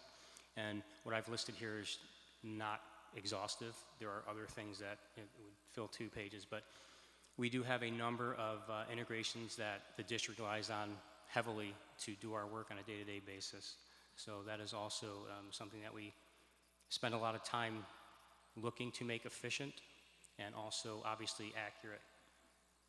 Speaking of accuracy, reporting, Mr. Hogan alluded to it a little bit, Ms. Leffler shares in this pain at times. The volume and scope and complexity of data that we must report, not only to the state of New York, but to other federal agencies, one-off kinds of situations is truly, it's remarkable. And without exaggerating, on a yearly basis, my office is responsible for shaping, meaning put it into a very specific format, validating and verifying millions and millions of records. And these are high-stakes records. They translate into our accountability status, into our finances, and state aid, other sorts of lists and accomplishments. So it is important work. It's kind of stuff that sometimes makes me wake early in a cold sweat just thinking about something, but it is rewarding as well. Assessment management, our role here is technical as well as supervisory in the sense that we do oversee the mechanics of administration of the assessments across the district, internal and external. And just ballparking, last year we oversaw the administration reporting of some 9,000 odd 3 through 8 assessments, 10,000 Regents exams, and more than 25,000 internal NWA assessments. And that's not representing the other things that we take part in, like Lori Strong, Ames Webb, and those kinds of things. So that is also a busy shop as well. And then finally, when it comes to the actual technological infrastructure, again, on a day-to-day basis, we're responsible for managing the user experience for 12,000 staff and students. That includes the responsibility for security, physical hardening of the network, all the functions that they have, the access and provisions that they have, protecting internally and externally, properly filtering internet content, making sure users know how to click here and here to do something. So that leads to the 1,003-day kind of help desk requests that we get. And on top of the management part, like I said, we're trying to be strategic and also responsive and understanding that we are truly in this age where we are all reliant, almost every aspect of our lives, on technology. So we must be agile, we must be patient, we must be customer service oriented at all times in doing this, and of course responsible in our work. Thank you. Thank you, Mr. Baker. Everybody take a deep breath and be glad you're not Mr. Baker. Does anyone have any questions? Ms. Alexander Mann. Hi, Mr. Baker, I just wanted to applaud your presentation, and it was very clear, and I don't know a great deal about IT. But in the short time I've been on the board, I've seen your team roll out the communications tool, and then most recently, school tool. And there's yourself and your team are very deliberate and move with intention, and I think that's very positive. So thank you. Thank you. Ms. Lang. I just want to say that I feel like I'm seeing personalities come out of these presentations, that you had just enough differences because, of course, you have this chart, you know, with your with all of your staff, and I think that it's great to see the different personalities and how everyone kind of went out at their own personalities. So thanks. Ms. Smith. And I know that Mr. Petrin hasn't gotten to the table yet, but I guess with all of these presentations, I wanted to just say that it reminds me of each of you individually, tremendous at your work, but when I look at this, it's like, oh my God, I can't believe how much you are responsible for and are committed to doing on a daily basis. I frankly don't know how you do it. It's like just looking at Mr. Baker's piece, it's like there's like whole organizations right there. So I guess, again, just a comment about how I'm glad that we're doing this. It really helps to be clear about the responsibilities and what all goes into what you're doing. And that may be something that the public may have an appreciation for as well once they sort of have gone through this. So thank you all very much. Dr. Chua. Wow, amazing. When I look at your technology section, I mean, you have all these things described. Are we moving into a situation where we're looking at all the volumes of data that you're having to manage? Are we having backup on the cloud? Oh my gosh. Well, we have a 3-tiered backup, and to be quite honest, part of what I had in here was data restoration and continuity, and part of that best practice is not to reveal all of your strategies. But I will tell you very confidently that we have a multi-tiered strategy for all backup and redundancy. Yes, absolutely. Okay. Are we looking forward as to the technology that is coming down the pipeline, so we're not always playing catch-up? The old proactive versus reactive? The answer is yes, and I am, and I've been clear, I think, at least with my cabinet colleagues, that I am deliberate, and someone noticed that, in the sense that I need to address first the infrastructural and core areas that I feel we have in deficit before we can begin to move to the innovation stage. So I would say we're about halfway through that now. We are introducing, actually in January, a new WAN contract, a new internet service provider contract. Those are huge steps for us infrastructurally. A lot of what we do, people don't ever see. Just have to trust that we're doing the right thing. A lot of people don't realize the importance of updating your technology. I mean, let's say you go to Time Warner and get your internet box, and everything's hunky-dory, then your kid gets a PlayStation 4, and you have Absolutely. 3 cell phones. Yeah. Next thing, your internet connection is down to nothing. Nobody can do Yep. anything. Mhm. And I mean, you got already 25,000 addressed- people. So, thank you. So I want to thank you again, Mr. Baker, for your report, and I also want to acknowledge as a success for the district over the medium term is that just a few years ago we did not have a cabinet level person doing the information technology, and that is a huge change in this district. And I think we're starting to see the results of that with School Tool, with the infrastructure changes. Again, much of what IT people do, nobody recognizes until it breaks, which is a very difficult thing about being an IT person. Being one myself, I'm familiar with the challenge of that. But we recognize that this is a huge area of growth, that this district is successfully bringing our technology forward, and that's in large part because we have you as a cabinet level position, which we did not have just a few short years ago. So thank you. Okay, Mr. Petrin, last but not least, thank you. Good evening. Good evening. So, as Mr. Baker brings up our staff, your Human Resources Division is made up of a mighty staff of 7. We provide HR support services to, about 1,800 regular employees and 500 per diem employees on a daily basis. So any of those things could crop up at any moment in time. A lot of walk-ins, a lot of phone calls, but we're always there to greet you with a smile. We're a typical HR department covering the life cycle of employment, whether it's recruiting, hiring, onboarding, coaching and counseling, recognition, or offboarding. We provide all sorts of services related to that. We do have specialists in our department.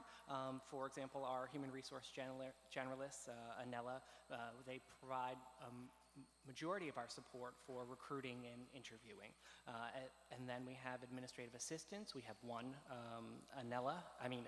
Aurora, who covers basically management of the office, the board action items. So this wonderful agenda is something that she tires away on a bi-weekly basis, validating those things, making sure the office is flowing in a positive manner, and fielding phone calls, employment verifications, and the like. And then her colleague as well is Helena. She supports our benefit enrollment, so she takes care of all the family medical leave of absence letters, benefit questions, and interacting with the carriers. And then anything else not covered by those individuals are things that the HR administrator, myself, and the assistant administrator take care of. Getting into the functions, I mentioned the generalists really handle a lot of our recruiting activities. We partner with our administrators and our cabinet individuals to determine the job specs for a position. We then check budgeting of those things. Do we have the funds? Is this the right position we should be posting? We post the ad, we collect candidates, screen them, check their qualifications, and support our administrator colleagues as they do the interviewing and processing of their applicants for their buildings. We review final candidates, check references, do additional screening, check clearances for onboarding, which include whether you're a teaching professional, your certification. Let's say you are a speech pathologist. Not only do we check your certification, but we also check your Office of the Professions licensure to make sure that you are up to date in all of those areas. Background checks. And then finally, as people have been screened and prepared for onboarding, the HR administrator or assistant administrator meets with the candidate, makes a final offer to make sure that we are ensuring equity, making sure that we're providing adequate compensation for individuals, and moving them forward to make sure that they're joining our team. Next is the other transactional items that happen. So once we've identified a person, we then need to process the board action. So that is important for new hires, but also the regular things that happen. So we have additional duties that need to be processed. Those come into our office. We vet them, compare them to the labor agreements. And then following up and making sure that people are notified in a timely fashion. So after this board meeting, we produce appointment letters so that everyone has documentation that you were appointed on the board minutes or you were granted tenure at this meeting. All of that paperwork then gets pushed out of our office. We file it in our paper files and make sure all of those things are in the right places. At the same time, we then do additional communication, whether it's out to civil service, the state education department, making sure that all of that data that we just took in gets it out to the right places.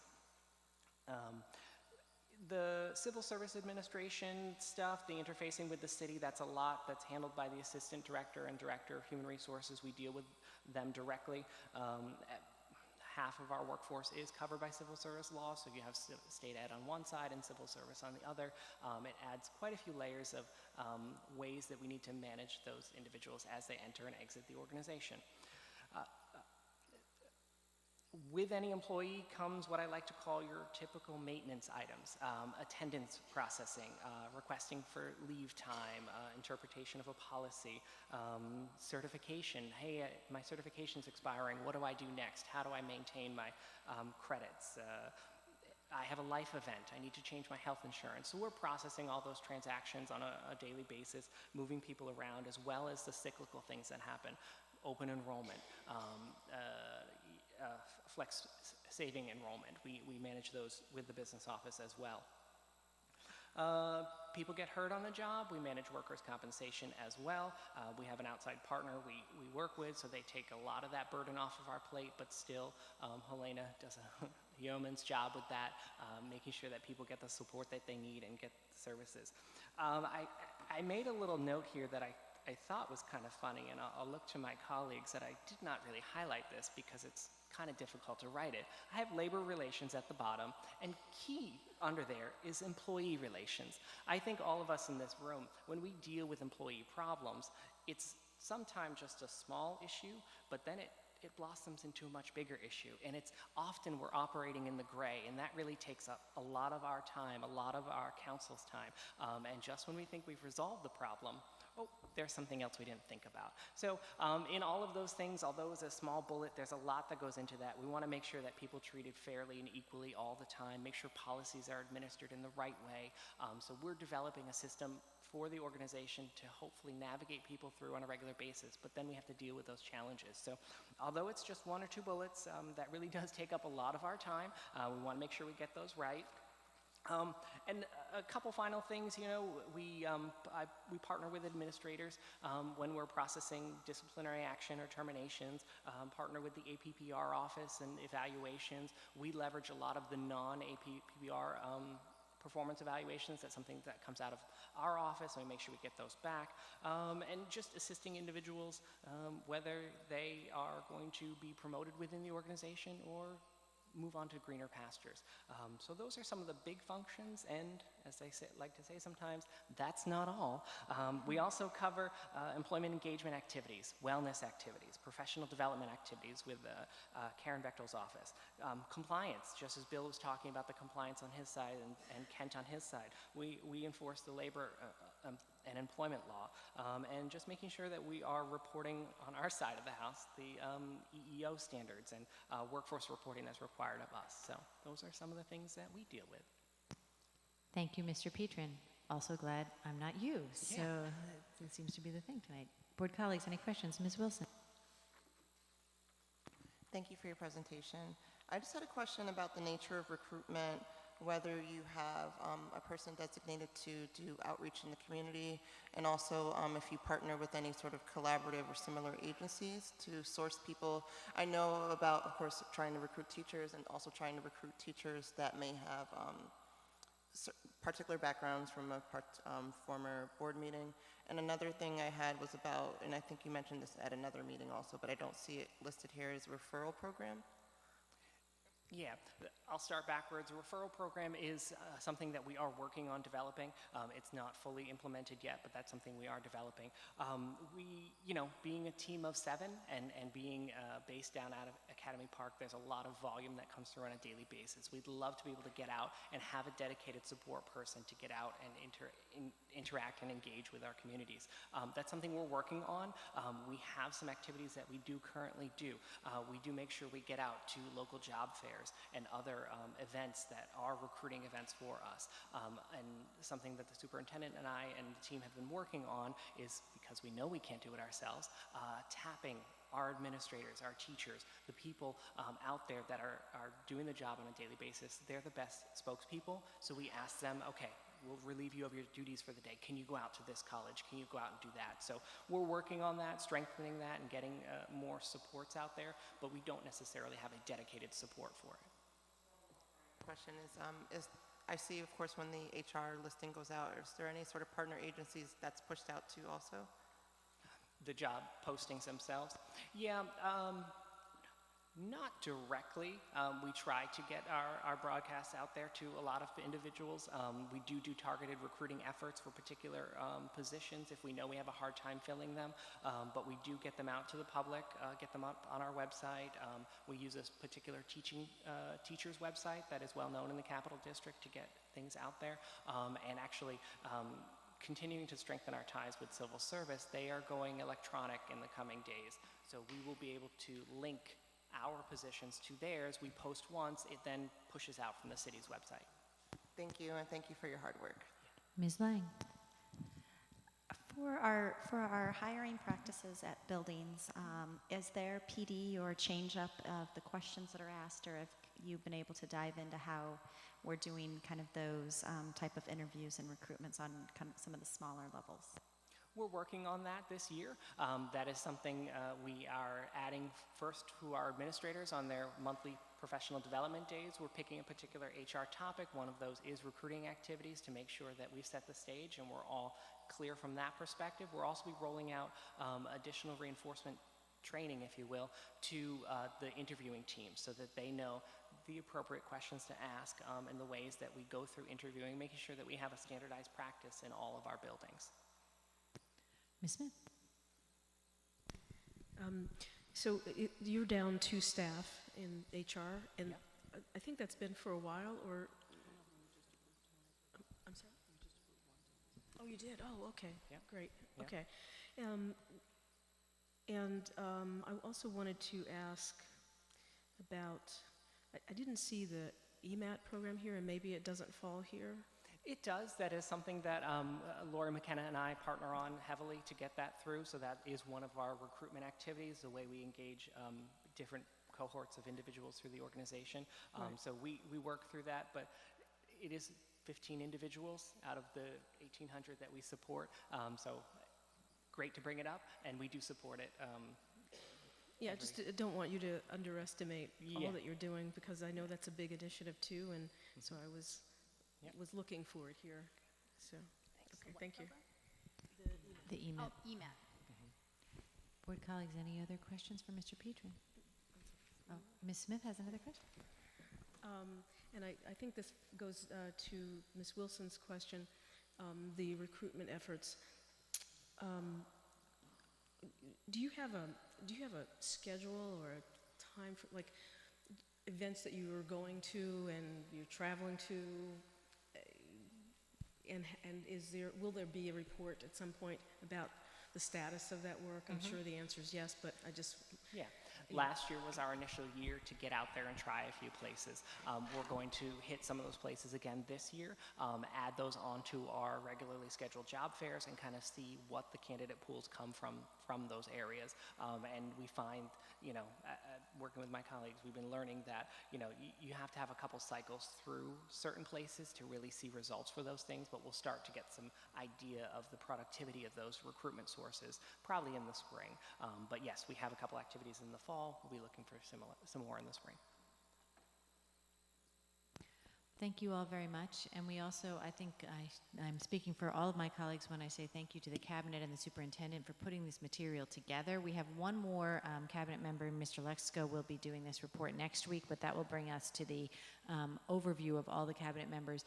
This document is incredibly helpful, not just for board members, but also for members of the public. It's always been very difficult to navigate the system and understand really all of the things that were happening. And this is one more step towards transparency transparency is a tricky word, because we're always transparent and open to people asking questions, but this is an outward-facing effort to be proactive with our transparency, and it's just one more symptom of that larger effort. So I appreciate it very much. Thank you. Mrs. Adams, would you like to introduce our next discussion item, which is the summer school review for middle and high school from last summer?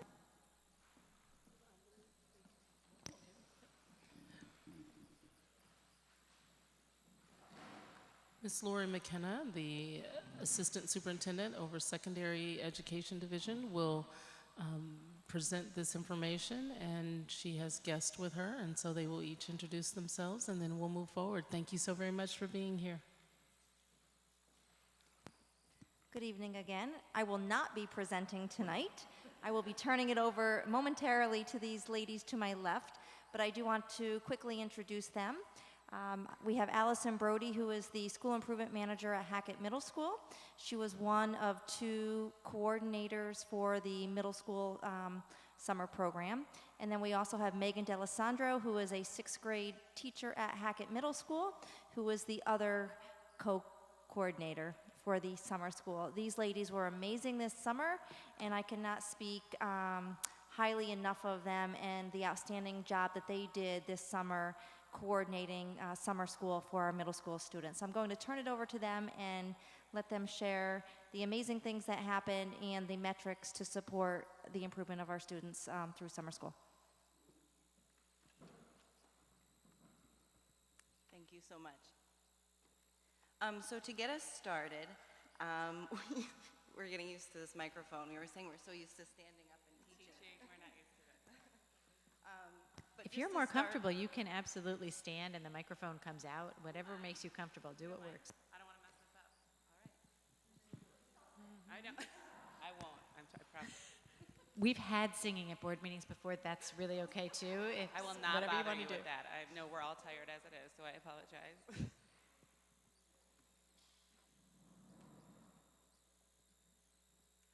So to get us started with the program, You need the You do need to use the mic because we record Sorry. it for other people. Still used to the classroom.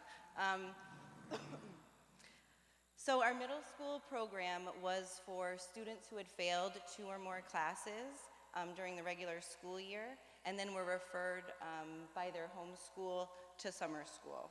So we had 2 days of registration at the end of June, and they were held at Myers Middle School, and there we were able to register 237 students for our program. We had 80 6th grade students, 88 7th grade students, and 69 8th grade students. And as you can see on the slide, we had various staff members that contributed to the success of our program. Of that staff, 50% of the teachers were in-district teachers. Our total budget was $244,000 roughly, and we used about $225,000.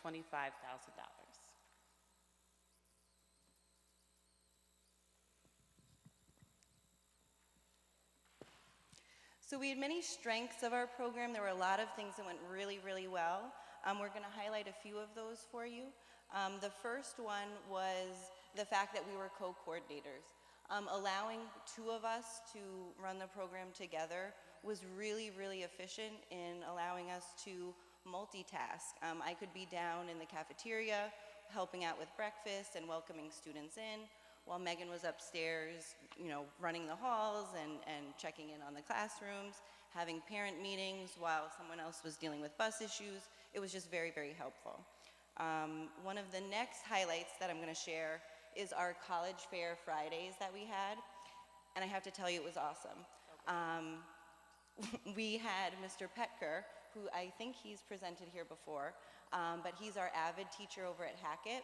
He was also a sub for us during the summer school program, and additionally planned our College Fair Fridays. So we had St. Rose, UAlbany, HVCC, Albany College of Pharmacy, and Union all come and present to the students. Really hands-on stuff. HVCC actually brought drones, a 3D printer. It was just amazing. And I'm just going to pass this over. We also were afforded 1 assistant principal per week to stay and kind of cooperate with us and coordinate with us when issues arose, and we used them as resources to kind of guide us through new things that we weren't totally aware of and able to navigate as first-year admins. We also started implementing ENL in reading. So we had an ENL teacher at every grade level that traveled with their students in almost like a sheltered program. We also had a reading teacher at every grade level that was supporting the humanities block, social studies and English language arts.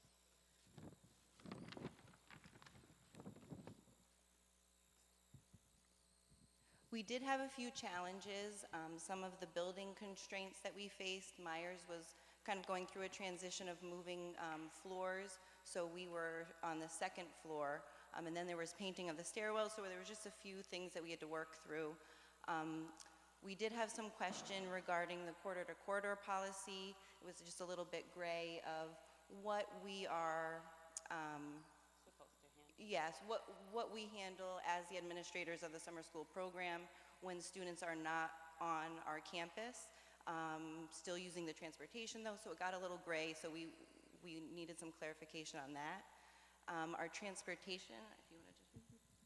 So at the beginning of the program, we had a couple hiccups with our transportation of our 6th grade yellow bus. So we worked really close with First Student to try to make sure that all the stops were picking up the students and that the students were actually getting to school on time so we could provide them instruction like they needed. And we also had a typist that did not show up, so we kind of took on that role as well. So that was great too. So we had a lot of data that we were able to collect over this very short program. So we had 5 weeks and 25 days of the program, and we're able to collect data. What we highlighted here is the pre-test and post-test data.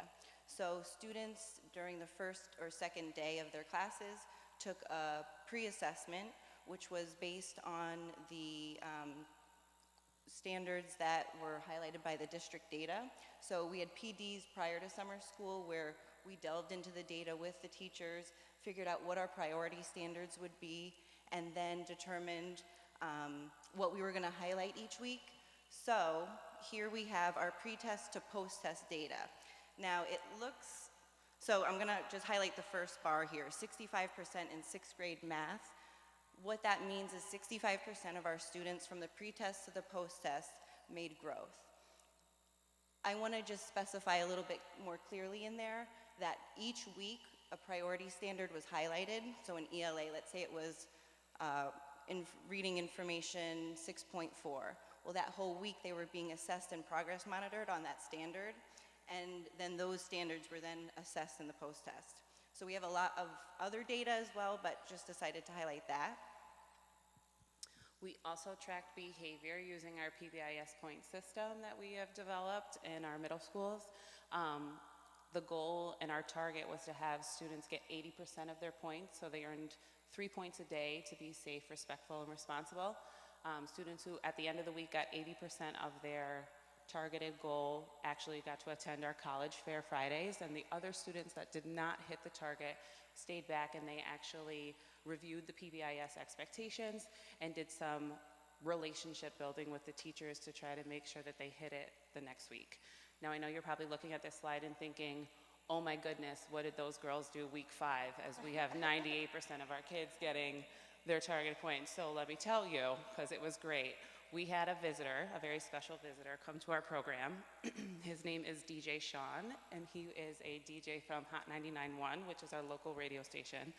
And he actually is an alumni from Albany City School District, and he was in our special education program since 4th grade.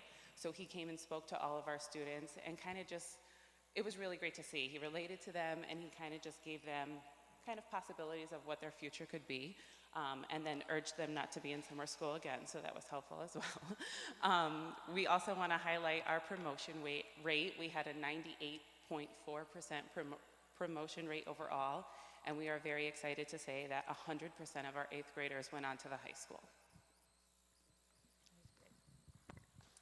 Oh, I know. Oh yeah, that was it. That was great, right? We're not done yet. We did have some recommendations for next year. We've spoken at length with Ms. McKenna and have come up with some ideas. We did talk about rotating building use. I know that the middle level summer school program has been at Myers for quite some time, and we thought it might be fair and equitable to rotate that so we're not utilizing the same resources and secretarial staff and custodial staff.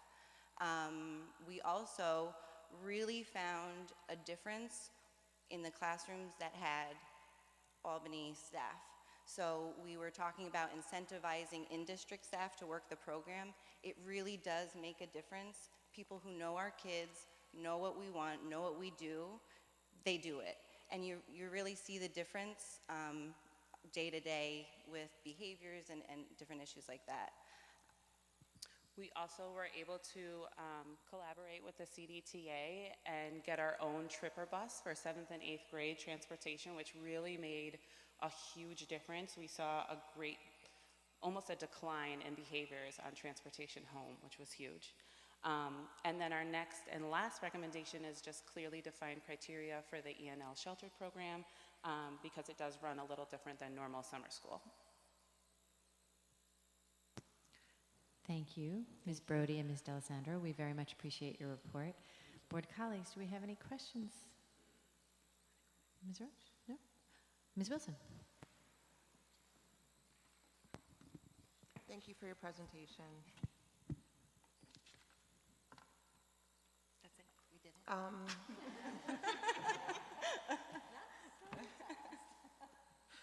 I guess now this one jumped to the top of my head when I had other questions from reading it previously, but this one just jumped out. For example, with the recess, we don't deny due to behavioral, outbursts or anything of that nature. So is there a rationale with withholding college fair Fridays, although they're not performing? Our thinking behind that revolved around our PBIS incentives. So as in the middle schools, we've really tried to promote PBIS, being safe, respectful, responsible, and we emphasize that with our students.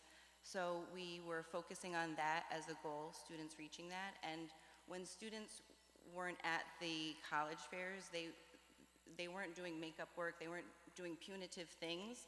They were doing relationship building things and focusing on those expectations because we do want all of our students to reach that goal. Similarly to, for example, the DJ, his story is very inspirational, and I think you guys had a lot of gains over the summer, obviously. Just how he was able to regain throughout his, and have a successful outcome, I'm just thinking it could be equally inspirational for the students. Oh, and that's what we thought too. And it really was. And it was just cool for them to see someone who's in their shoes just further, further along. I just meant the college part, I'm sorry. Oh, yeah, I thought you meant DJ Sean. And just another question about the busing. And do you think there's any thing to be gained from having an orientation day and maybe just having the buses do a dress rehearsal? I know all of this costs, so I'm not trying to create expenses, but do you think there's something that could be gained from doing a run-through with the buses or something of that nature? So it wasn't necessarily the bus route that was the problem of where to stop. It was timing. So it was the timing of the kids and them picking up however many kids and then going to the next stop to wait for the kids and then going to the next. So in 6th grade, I believe we had 2 buses and I think it was a total of, I want to say 23 stops. And so we were trying to figure out a way of what stops can they cut out to make that route much shorter to be able to go and pick up the kids and then get them to our program by 8 o'clock. You're so welcome. Ms. Smith? Cut you off, Ms. Brody? That's okay. You sure? Yeah, I'm good. I had some of those same questions, and so thank you for the detail. The other thing I was looking at, and you did clarify it, I think, and it's about incentivizing teachers, Albany teachers. It wasn't clear in the write-up what you meant, so I was actually oh, what does that mean? More money for our teacher? What are you looking for? And you noted a lot of changes from 15 to 17 in the program. Was the staffing a problem, or let me not say it that way, did we have more or less the same number of Albany teachers versus non-Albany teachers? I mean, I just want to get at how significant that piece is, which I'm sure it is, but just, yeah. So out of the 32 teachers that we did have this year, 15 of them were in district. And then of non-teachers, so the SPED teachers, ENL, our hall monitors, 21 of them were still in district. The teaching, though, specifically, so 50% of them were still in district and then 50% were not. We just saw and noted a difference in their classroom management because they already know our kids and they already built those relationships, so they don't have to take the first week or two to build that trust with them. it just starts right from the get-go. And can I ask a follow-up to that? Sure. I feel like I should know the answer to this, but I'm not sure I do. So there's an orientation of sorts that goes on, that occurs with the teachers, for the staff? For teachers, yeah. Yes. Sorry, go ahead. That's okay. So we had 2 days of PD prior to actually summer school starting, and we utilized that time to go through the data from the district, look at what our priority standards would be, and then we had a co-teach model, so have those teachers work together to plan those weeks and what standards they would be addressing, coming up with different assessments and that kind of thing prior to summer school beginning. Ms. Roach? I just had a question for clarification about a couple of the improvements that you'd listed on the program review form. The first question was about assistant principals to support middle school summer start program. I had been wondering if you meant you wanted a specific assistant principal dedicated to the middle school program, or whether that was about building principals. And my second question was about you'd also mentioned use of VADIR to report suspensions and discipline, and I wondered if that was not being done for summer school, or if it was being done but inconsistently. Maybe that's something also teachers not in the district don't know, if you can explain that. So I'll do your first one. So your first one was about assistant principals. So this year we actually had all the assistant principals of the middle schools almost on a rotation schedule. So each of them picked a week to stay with us, which really helped Ms. Brody and I, because even though we've worked in summer school before, running the program was quite different.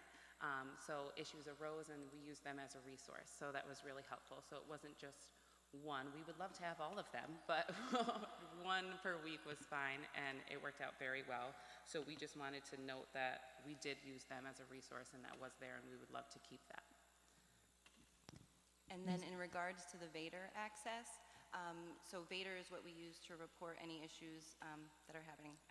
And so we were able to write up situations, but we weren't able to certify and put in what we did to address the issue. So there was this disconnect. We had to wait for the assistant principals and who were assigned to us for the week. And so then we would have to touch base with them, explain what steps we did. So it just kind of added to the process. It would have been much quicker if we could have, Oh, I see. So you didn't have permissions in the system to do it because you weren't a building administrator. I understand. Thanks. Ms. Lang, did you have a question? Well, first off, I want to say there will be another Lamont in 6th grade at Hackett next year. So you have that. They both met my teachers. And I just want to give wonderful. This is wonderful. I'm excited with the numbers. It seems like these kids really want to succeed. And so I'm going to ask kind of a bigger question after I do give you this commentary. Today, I was speaking with a parent whose child attended summer school. This parent does not speak English, so I was translating. The mother also is illiterate in her native language, so there's no reading, writing. She said her daughter went to the program, was very happy, and actually now is studying and understands the importance of academics, where she did not think she was successful before. So I just want to say thank you to that. And the mother was extremely, extremely happy with the program. And so my follow-up question is, these kids seem to be so successful, at least by the numbers. Did you have an exit survey to the kids to ask them why so successful here versus not quite as successful during the academic year that obviously brought them here? That's a great addition to next year. We've been keeping an ongoing list of things that we want to add and change and talk about in preparation for next year, so that's a definite one that we should add. Thank you. Anyone else have a question? I'm going to wait till the high school. Okay. I had one just quick question about the data. You reported a 98.4% promotion rate. That is awesome and fantastic and wonderful and should be celebrated. Do you know what the promotion rate was last year? To know whether that's an I don't increase have that or on decrease? hand. We do have that information, and I can get it to you. It would be nice to know. We're always looking to be able to compare, because 98.4 sounds fantastic. But if last year was 99.4, then, maybe not so fantastic. I know it was not 99.4, just so you know. I know. So you know, but we can get that to you. Ms. Smith. Yeah, I want to support that too, just having some point of comparison going forward. I also just want to say, it seems to me that that throughout you just, and perhaps it's you, perhaps Superintendent McKenna, Assistant Superintendent McKenna, it looks like, you really, there was very thoughtfulness about and deliberateness about how to restructure the program, and that seems to be working. And I was just going to ask Ms. McKenna, like, if there were like 3 things that were brought to success this year, what would that be from your perspective? For this past year? Yeah. For the summer? Yeah. And I imagine like your first are going to be the 2 Yep, absolutely. So always the co-coordinators have the most, I think, the biggest impact on the success of the program. I also think the addition of the assistant principals, that was a recommendation from last year, and we brought it forward this year, and I think that really helped to bring a needed level of support to the coordinators, just for advice, recommendations, talking through, student behavioral issues, et cetera. And then the third piece, last year we had a standalone ENL program. This year, under Tom Gilio's leadership, we were able to merge the 2 middle school programs together, and I think that really helped to bring another layer of programming to our summer program, where we had the embedded ENL program with our middle school and the ENL teachers. And the English language learners were in a quasi-sheltered, they were on one team in the program, and the ENL teachers followed the students from their core classes. Well, thank you very much. I think we're all set here, yes? Terrific. Thank you very much, Ms. Brody, Ms. D'Alessandro. It was very lovely to have you here. Thank you.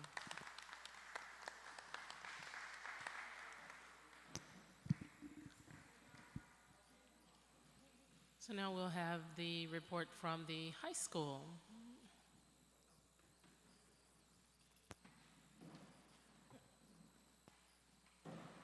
So again, I will introduce and then turn it over to these fabulous people to my left. High school summer program. I think this was the second year that we actually had the assistant principals coordinate the high school summer school program. And I know from the first year that I was here to the second and now the third, that using the assistant principals to coordinate the program really improve the effectiveness of summer school, because like Allison and Megan were saying about the teachers, the administrators, the folks to my left, really know the students, their needs, their social emotional needs, their behavioral needs, and their academic needs. So that's a huge strength to summer school. So with that said, to my left, to my immediate left, is Alex Lacoste, and she is one of the assistant principals and coordinators of summer school. We also have Rick Shea, and we also have Nicole Newman. Nicole Newman joined the summer school program a little late, but certainly was instrumental in the success of summer school. With that said, I'll turn it over. All right. Well, thank you. So, all right. Thank you. Okay, so our program, it was for high school students, 9th through 12th. It included the high school students at Albany High School, some TCCE students who were at the high school, and then any night school students. And it also included students that were residing in the city limits of Albany. So our 9th grade students, we had 292 students. In the 10th grade, we had 286 students. In the 11th, we had 197, and in the 12th grade, we had 58. Our staff consisted of 42 teachers, including 12 APEX teachers, and we had 25 non-instructional teachers. Our initial total budget was $596,056, and at the very end, we only spent $395,924. So this is the enrollment breakdown for all of the classes and the courses and exams. 2018, we had 838 total enrollments, so that's unique students. 378 were only for exams. We had 95 students sit for just courses only and no exams, and then 365 students sit for a course and a Regents exam. So we had 460 total students in the classrooms learning, and then we broke down with 37 students with 504 plans, 120 ENL students, and 81 students with IEPs. And you'll see the 2017 data below it. The big highlight would be the increase in the exams from 160 to 378. So, I'm next again, sorry. Continuing with enrollment data, you'll see the breakdown just by grade level and who was enrolled, like Alex just showed, but also by ethnicity, and then the totals running along the bottom.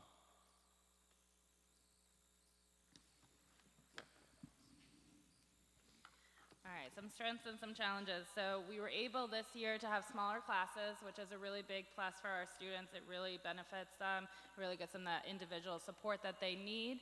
We also were able to co-taught all of our Regents level classes along with some like those foundation classes, like that World History 1 class that leads into that Regents level, and some like topics in algebra, so that was really great.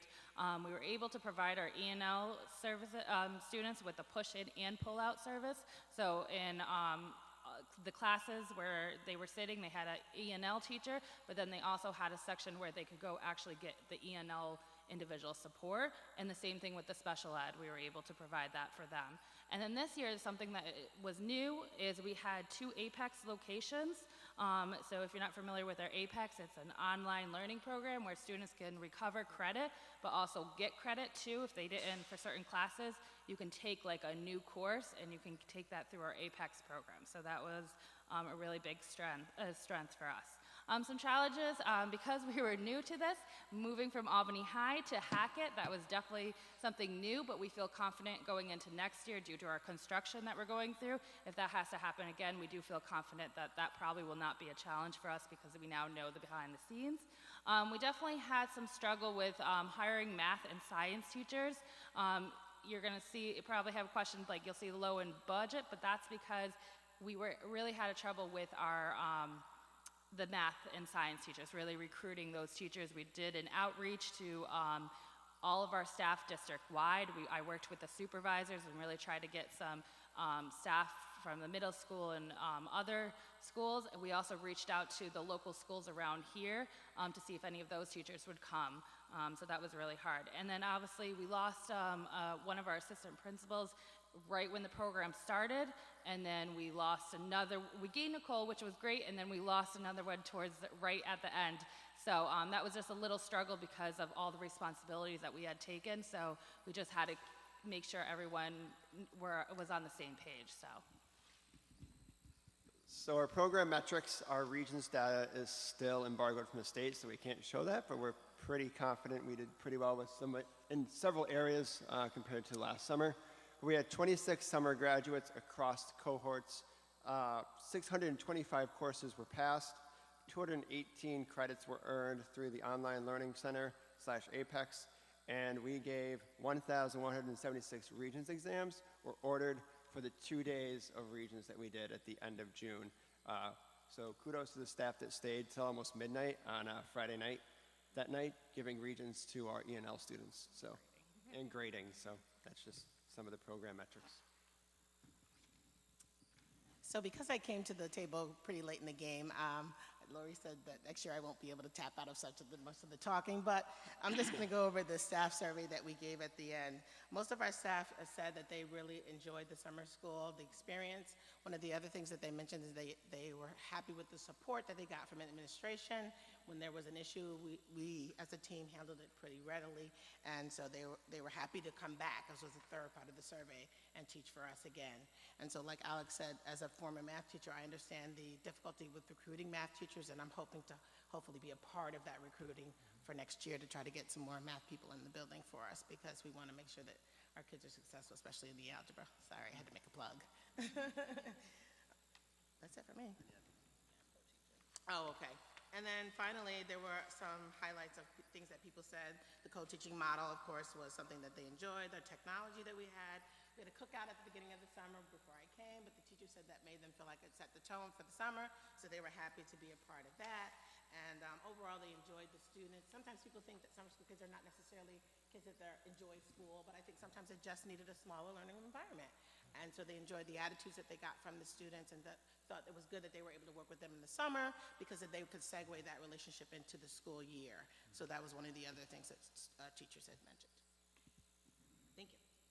So for recommendations for next summer, we're looking to identify students even earlier than we did this year. Now that we all have our training wheels off, we're fully prepared to know what goes into running a summer program and getting the recruitment out earlier. And with School Tool, I've been told you can do a few nifty things to get kids pre-enrolled, so you're not looking at enrolling them all within 2 days or 3 days towards the end of school. Job sharing for staff, so continuing that, which allows staff to share a 6-week program, so some staff might do every other week in the same unit of a staff member, which helps staff's flexibility. Looking to add a summer senior academy in the afternoon, because several of our seniors needed more than 3 or 4 credits to graduate, but they needed like 5, and you can't get 5 in the morning, but if we had an afternoon session with teachers doing an APEX program or even some actual classes, you could get those 5 and reach more seniors for graduation. Continuing co-taught regions level classes, we saw value in that. In those classrooms, the kids really enjoyed it, they were engaged more, and their attendance increased in those classes. Elimination of a PE position. We lost it this year due to Ms. Chappell being promoted to her administrative role, but there were only, I think, 20 kids enrolled in the 3 classes which she had. The trend is during the school year that most kids are passing PE. We continue to see that trend, or we expect to continue to see it moving forward. And they were looking to survey the students next year. We surveyed staff this year for the first time, so we're looking to add that student component next year. And then increasing our 4-week APEX teachers by 2. It's really busy down in APEX. We had about 60 kids in 3 classrooms during summer every day, especially in the first 4 weeks when they're gaining their APEX credit in the 4-week course, which allows them, if they have 62% or 62% or above in a class when they fail it during the school year, they can take the 4-week APEX course instead of the 6-week course, so they can do only a semester of work to get that grade to a 65 and then get that credit. So some of these recommendations are going to impact our budget for next year. So the Senior Academy, we're looking at adding 4 core teachers to really help those students. A lot of the classes that they need are in those core classes, so we'd focus on around those 4 core teachers. That would estimate around $20,252. If we are able to eliminate that PE teacher, that would be a decrease in the $5,063, and the increase in 4-week APEX teachers for 2 of them is an estimate of $10,126. Oh, well, yeah, so it technically isn't an increase, it's a decrease a little bit, so. And I think that's it. Any questions? Thank you very much for an excellent presentation. It's very much appreciated. Board colleagues, do you have any questions? Ms. Alexander-Mann. I have 2. In terms of summer school registration, are the days to register for the high school, summer school, are they the same as the middle school, or were they? So this year they were not. I think one day overlapped, but we had to move. I think on our end we had to move them to. I think it was a Tuesday, Wednesday, and the middle school was like a. Okay. So. May I have a follow-up? At what point during the spring was summer school announced? Is that set on the calendar or already, like for this school year? Is it already set? So it's not announced in terms of the students don't say we're opening summer school like enrollment, but we start planning for it in February, and then on the school calendar, I believe it does say the first day of summer school is X date. And then as we roll through like the enrollment for summer school. We publish that once we get to know, fine-tune that last week of June. And my final question was that when you looked at the numbers, and this is actually a question because I don't know the answer to this. But 57% of the students were students of color, and 16% Latina, 18% Caucasian. Is that consistent with the overall population of kids that attend high school, Albany High? Yeah. It is? I don't know the exact percentages of the demographics, but it's pretty close. It's almost, it's pretty close. Yeah, Good. yeah, Okay. yeah. Ms. Wilson. Thank you for your presentation. I want to first say kudos for coming under budget, and also I love the concept of the cookout. I think it's the right combination of the social, emotional, and the instruction, so that's excellent also. I just had a question about the Senior Academy. Is it more so a notion of treating summer school for high school students almost like two separate programs, one for the 9 through 11 and another for the seniors? The idea, I mean, I thought of this over the, I don't know, June or July. I saw a news article from Gloversville, and they did something similar where they got 60%, an increase from whatever's a percentage of was, I was like very impressed with. The thought I had was that we would offer it to seniors in the afternoon so they could get up to 5 credits total for the summer instead of 3. But if there was a student interested, we would obviously never turn them down from wanting to stay longer and getting credits. And we found this year a lot of our APAC teachers were staying longer to accommodate some of those students who needed a little more time to get through some of these credits. So we would open up to everyone, but we would really target and focus our efforts on our seniors. The morning is 9:12. Yep, the morning is 9:12 as well, so it's a full, yeah. Ms. Lang. The 26 children that graduated, did any of them not graduate that were looking to get their diploma? The 26 was the exact number of who did graduate. We're not allowed right now to release our pass rate, but that's what we had passed. Was your question, were there any seniors who were attempting to graduate who did not successfully graduate? Is that a question you can answer? Yeah, so we did have students that did not graduate. A lot of it this year, unfortunately, it falls on the Regents exams. We had tons of Regents prep classes after our summer school program. So once the program ended, we extended it for students to have their Regents review classes. And so we advertised that as much as we can. We did home visits to all of our seniors, our homeschool coordinators, along with secretarial staff and us, taking it, we almost like had assigned a student to each administrator. So every week we were calling them to remind them, hey, you had, this. There was a couple kids that just needed classes, which was easy on our end, but unfortunately the Regents, we can't do so much sometimes. So we provided as much as we could to support them to pass those Regents. Can you tell us the number of students that were seniors that participated in summer school but did not graduate? Is that a number that you're at liberty to reveal? So, yeah, 58. So 26 did ultimately graduate and 58 did not graduate. No, 58 was the total number. 58 was total of 58, 26. It's a good thing you're a math teacher. I appreciate that. Thank you. Terrific. Board colleagues, who's next? Ms. Smith. Yes, thank you also for the presentation. A couple of questions. You talked about not having sufficient math and science teachers, right? And I know you did recruiting. Your idea of the job sharing, is that an attempt to kind of, okay. Our staff, they job share this year. A lot of it is the New York State shortage in math and science teachers. It's just difficult to find. I mean, anyone that applied, we hired pretty much, so. Which sometimes lends itself to not having the best candidate, if you will, because if we want Albany teachers and we think that the best candidates for those positions, I know as a mom, if you've got that vacation plan, it's an all or nothing kind of deal when you do summer school. And so people are like, well, since I can't do the whole thing, I won't do any. Whereas if you did something like you did the first 3, I did the last 3, if Disney's in the beginning of July, then I can give you the, August, the first part of August, those kinds of situations. I know for me as a teacher, that was one of the issues for me with summer school when I taught it. Ms. Smith? Sorry. Class size, I know you said smaller. The range? So I would say between 15 to 20 students in a classroom. Okay. So, and I'm thinking that relates to, I didn't hear you talk at all about behavioral issues. So we had no suspensions this summer. We had 2 behavioral concerns. We had some, issues come up, but nothing that we didn't solve through some of our restorative practice in the building this summer. So Jack Rogan actually gave us a big kudos for our summer program.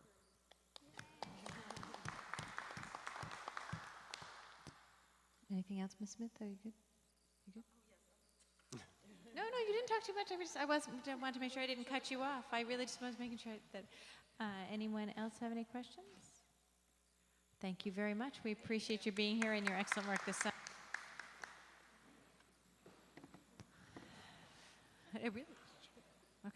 So next on our agenda is the discussion of the upcoming discussion from the Policy Committee. So I'm going to turn it over to Dr. Tortora to raise the things that have come out of the Policy Committee. Madam President and colleagues on the board, bring to you four policies for discussion today, 3 of which are new. 2250 is the policy on board committees, 2260 is the policy on advisory committees, and policy 5695 is student use of personal technologies. These are the 3 new policies that haven't been on our board docs or in our manual before. And policy 6700 is purchasing. If I may, I would ask that we discuss 6700 first. Any order you like, Dr. Tortora. So 6700 is a policy in purchasing, and it's in lieu of all the discussions that we've had with how the cabinet works. I just wanted to let the public know how the policy committee works. There are different policies that exist in the manual. And some of them are mandated by the state, some of them are local notices, and these have to be reviewed, some of them annually, some of them every 3 years. So there are statute of limitations to it. They have to be reviewed. And as you do those, if there are no changes to the previous policy, all that changes is the date that it's reviewed. If there are some small changes that happen, then it comes to the board for discussion, and it says it's been revised and then adopted. If it's a completely new policy, then of course we'll have a discussion, and then it's the adoption date goes on there. So 6700 has been on our books. The only change that Mr. Hogan recommended was changing the title from Assistant Superintendent of Business Affairs to a more generic position, to a position that is superior to the purchasing agent.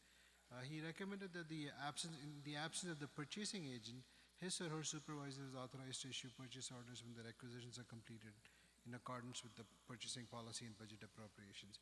And this is to ensure that in case the purchasing agent is not available, work can still go on, things can still be purchased, to ensure efficiency and timeliness.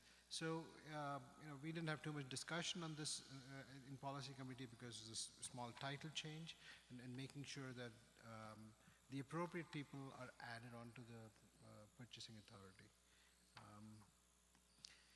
The other 3 policies are new.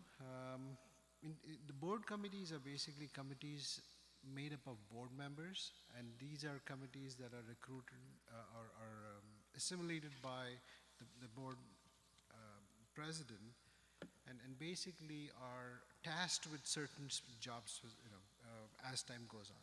If there's a certain issue that comes up and you want to discuss it, you might have, okay, this is the task force from the board that's going to work on it. So that's what the board committee is. The advisory committee is similar, but it does not have board members. Rather, it has people from the public. So we want to make sure that we can recruit the talents of our public. And a good example of an advisory board committee would have been the Grade Configuration Committee that was constituted in the past years, where members of the community came together, discussed an issue, and then there was board oversight. There were a few board members that were overseeing this. There wasn't a policy to do this, but it was done regardless. And so what we are trying to do is make sure there's a policy that we can follow, and so everything is systematic and things can be consistently coordinated. So the board members are just oversight on these, and they're not members per se. And these two committees will bring their recommendation back to the board, and the board has no obligation to accept their policies. It is just, these are advisory committees, if you may. The last policy that's on the table, 5695, is a student use of personal technology. And as Mr. Baker mentioned today about the number of devices that get connected these days, it's a changing world as we know has changed. There is technology in pretty much everything we do, including instruction. There are tablets that are used by the classrooms for teaching. There are cell phones, computers that students bring into the lab, into the district to research and use in their curriculum. So what we want to make sure is that we give them a conduit which is controlled and is safe for them to use. So the district offers a filtered Wi-Fi connection in all the schools. In order for the students to receive permission to connect to the Wi-Fi on their personal devices, they must sign an acceptable use policy, which will be on file. And this proposed policy is designed to provide the expectations for using the internet connection during instructional and non-instructional times. So these are the 4 policies that are for discussion. Any questions? Is there any questions or comments or thoughts? Ms. Roach? Sure. Is this on all the policies or just on the advisory committee policy? This is for all of the policies, correct? Yeah, you can ask. I just wanted to commend you on the student electronic devices policy and say the policy that the policy committee's drafted is really a significant improvement over the sample one from the School Board Association. It's almost poetic in places, like how the devices expand the learning environment beyond the confines of space and time. And I like that. Kudos to Mr. Baker. To Mr. Who? Okay. And the other thing that I really liked about it is it talks about ethics and personal responsibility in the use of these devices, which I think is just so important. So I really liked the philosophy in this, and I thought it was a very strong policy. Any other comments, questions, thoughts? I want to just draw your attention to one thing about the Advisory Committee Policy 2260, which is different than the NYSBA sample. The NYSBA sample calls it Citizens Advisory Committees, and it's composed entirely of citizens. The policy that we are choosing to adopt is more broadly determined to include staff members appointed at the discretion of the superintendent, because that's in our world how things really work, right? We very rarely would have a committee composed entirely of members of the community with no staff members supporting them. And so we wanted this to reflect what our actual behavior and practices in the district. So that is different than what other school districts are doing, as you can see by the red line compared to the NYSBA policy. Anyone else have comments, thoughts, questions? Then we will continue this next time. Did you want to add something, Dr. Chittor? I mean, unless if there are no questions, if you wanted to adopt it today. Well, we have as our standard to always discuss one, because that way if a member of the community Well, we do have new discovers policies, these so- over the next 2 weeks, they have a chance to speak on them next week. Okay, we are going to now move on to a discussion item, which is a new discussion item for us this year, which is the New York State School Boards Association proposed bylaw amendments and resolutions. We, as a school board, belong to this. This is essentially our trade association, the New York State School Boards Association, and we will be, did I skip something? No, I'm good? No, I'm good. Sorry, I got confused for a second on the agenda. And so every year we go to their convention, and we will send a delegate who will vote on their proposals. And this really sets the agenda for what NYSBA will be advocating for on our behalf over the next year. In the past, we have either sent a delegate who voted on their own conscience, or sometimes not sent a delegate, but I think it's appropriate, since the person is voting on behalf of us, on behalf of our school board, that we come to an agreement on how that person is going to vote. The New York State School Board Associations provides this booklet of proposals that they are going to vote on, and in this case they are recommending that almost all of them be supported by their delegates, and and 2 of them not be recommended. And so I'd like the discussion to focus in this area on issues where we would like to not vote in alignment with the NISBA recommendations. If we're going to vote in support of the NISBA recommendations, we can certainly talk about it and reemphasize that, but I think in general we should try and focus our questions and our discussion on where we would like to differ from the NISBA recommendation. This is a discussion item. It will be an action item in 2 weeks, which will lead us right into the conference. So we do not have to adopt our decision tonight, but this is an opportunity for us to discuss these many resolutions. Ms. Root. I just wanted to advocate one of the 2 resolutions that's not recommended is a proposed resolution by the Shenandoah Central School Board that all school board members complete at least 1 required training session on cultural competency. And while I understand that people want to avoid more red tape and bureaucracy and mandated courses, I think that that's such an important issue, and it touches each of us as board members every day. I think we have an opportunity to really take a stand here and stand up for this, because I know as a board we've all really wanted this type of training. So I think mandating it across the state, especially for districts that are not as diverse as ours, would really be an excellent step forward. Thank you, Ms. Roach. Any other comments, concerns, things that people want to raise in discussion? Ms. Smith. And Ms. Roach, I'm not disagreeing with you. I just personally, let me just put it this way.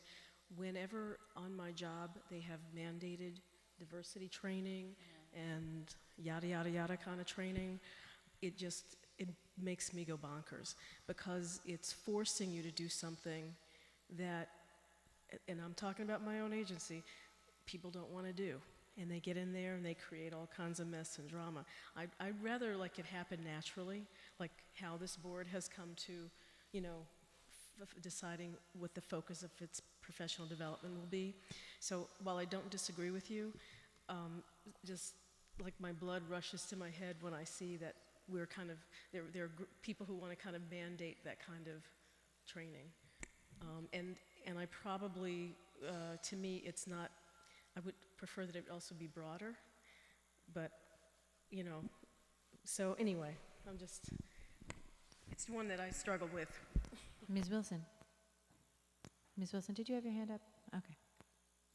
The one that sort of I had questions about, and maybe I need to explore it further, was proposed resolution 6, which was about making kindergarten attendance mandatory, which I support in theory, but I just wondered what the other implications would be. For example, will it correspond to funding and things of that nature? Mrs. Adams, I don't know if you had a chance to look at this, but there is a proposed resolution within the NISBA set of manuals. Resolved that the New York State School Boards Association supports proposals making kindergarten attendance mandatory. Do you have any guidance for us from the staff perspective on that proposal? There are many school districts that have mandatory kindergarten. We already have a very robust pre-K program. Many of our 3-year-olds are in pre-K. That gives us 2 years before they get to kinder. Having students in kindergarten is really a step in the right direction because it gives us that 1 more year, and it does make it mandatory. Yep. In alignment with other districts that have shown success, I'd be happy to forward you some information so that you could have that. But it would be a mindset shift and a cultural shift, but then there are also budgetary implications to that. And so while holistically, it is absolutely something that I would recommend.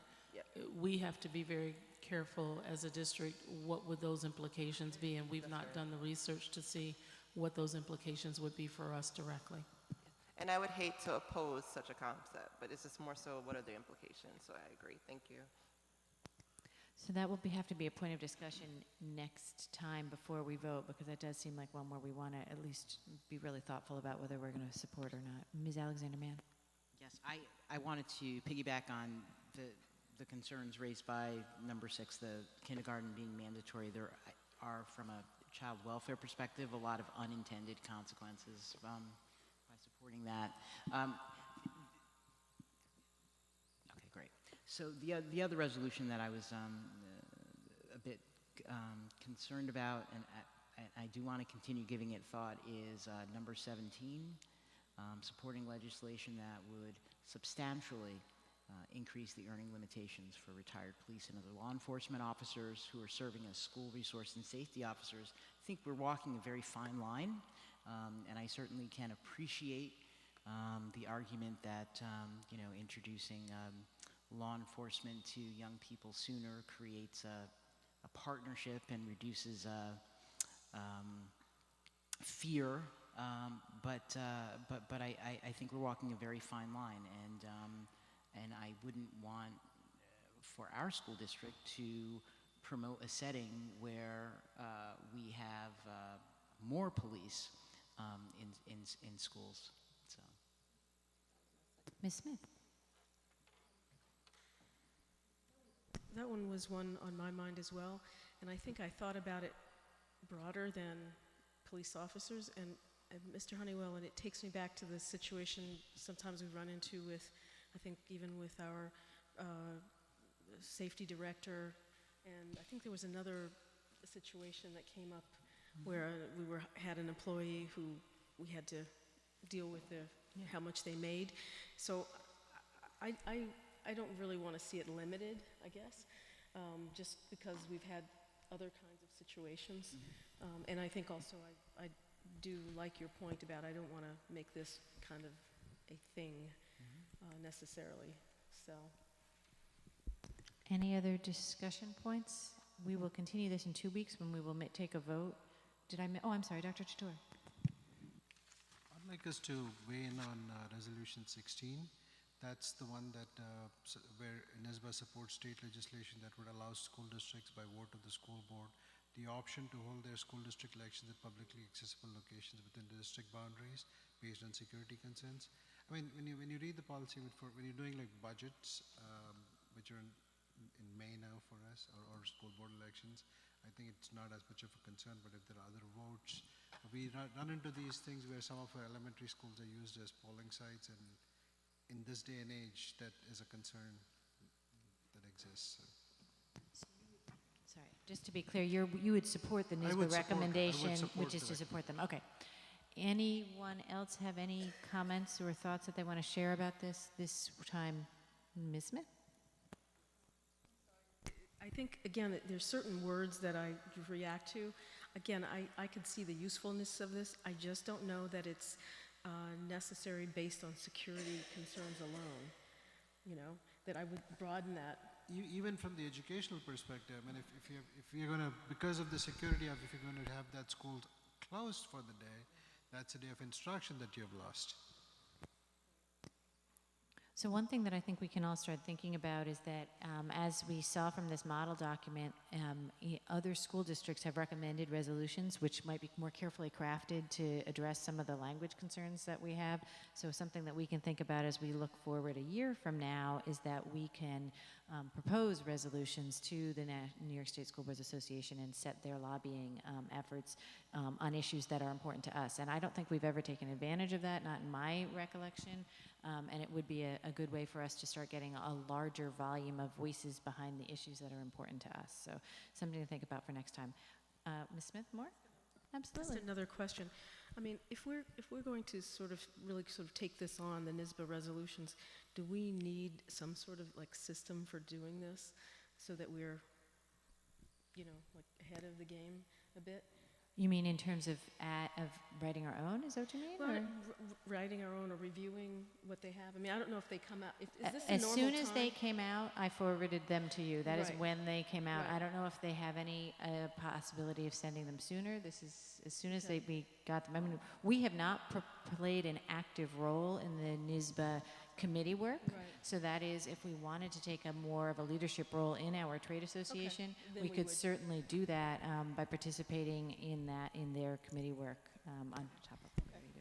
So, Ms. Lang.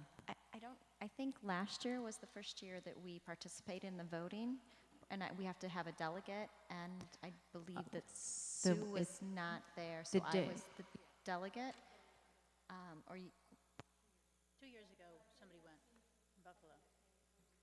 Yeah, the way the delegate paperwork comes through is that it's the president, or if not the president, then the vice president, and I haven't even looked at the conference schedule to see how that would work, but that's how it sets up by default.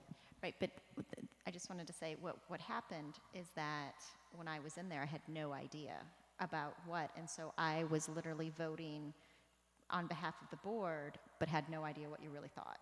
And so that was how we got to this place, because we did not participate in the conferences before. So I think that we're only getting better, and kind of, and I think that this is a really great start, because I still don't understand all of these resolutions, even when I read them through. And there is a lot of debate about them, and you have to talk. So we also want to talk about the president, and she will go then by what we decide. So I think what I'm hearing you say is that we should broaden our discussion to not include just do we want to support the NYSBA proposals, but do we want to lobby while we're in the room on particular language? So that's something for us to think about for next time before we vote. Yes, we can absolutely abstain, so that would be another alternative for what we might want to do in October. Anything else on this topic? Thanks, Jen, that was super helpful. Okay, that brings us to a new thing for us. This is another great step forward for the Albany City School Board in terms of our transparency and openness with the public.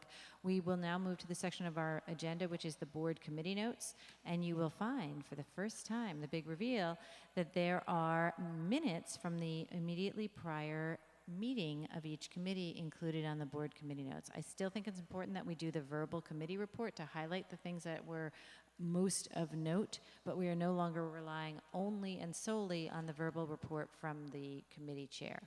So with that introduction, is there a report from the Audit and Finance Committee, Ms. Roach?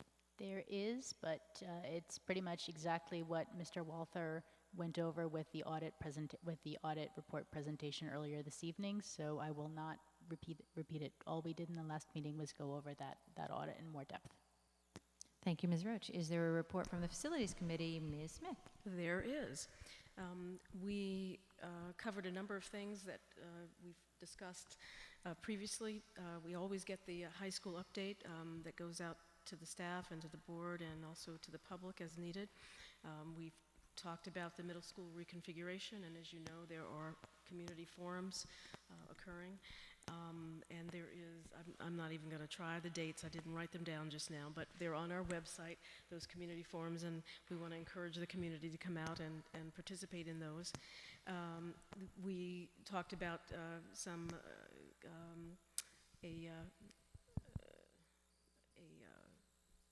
air conditioning unit at New Scotland.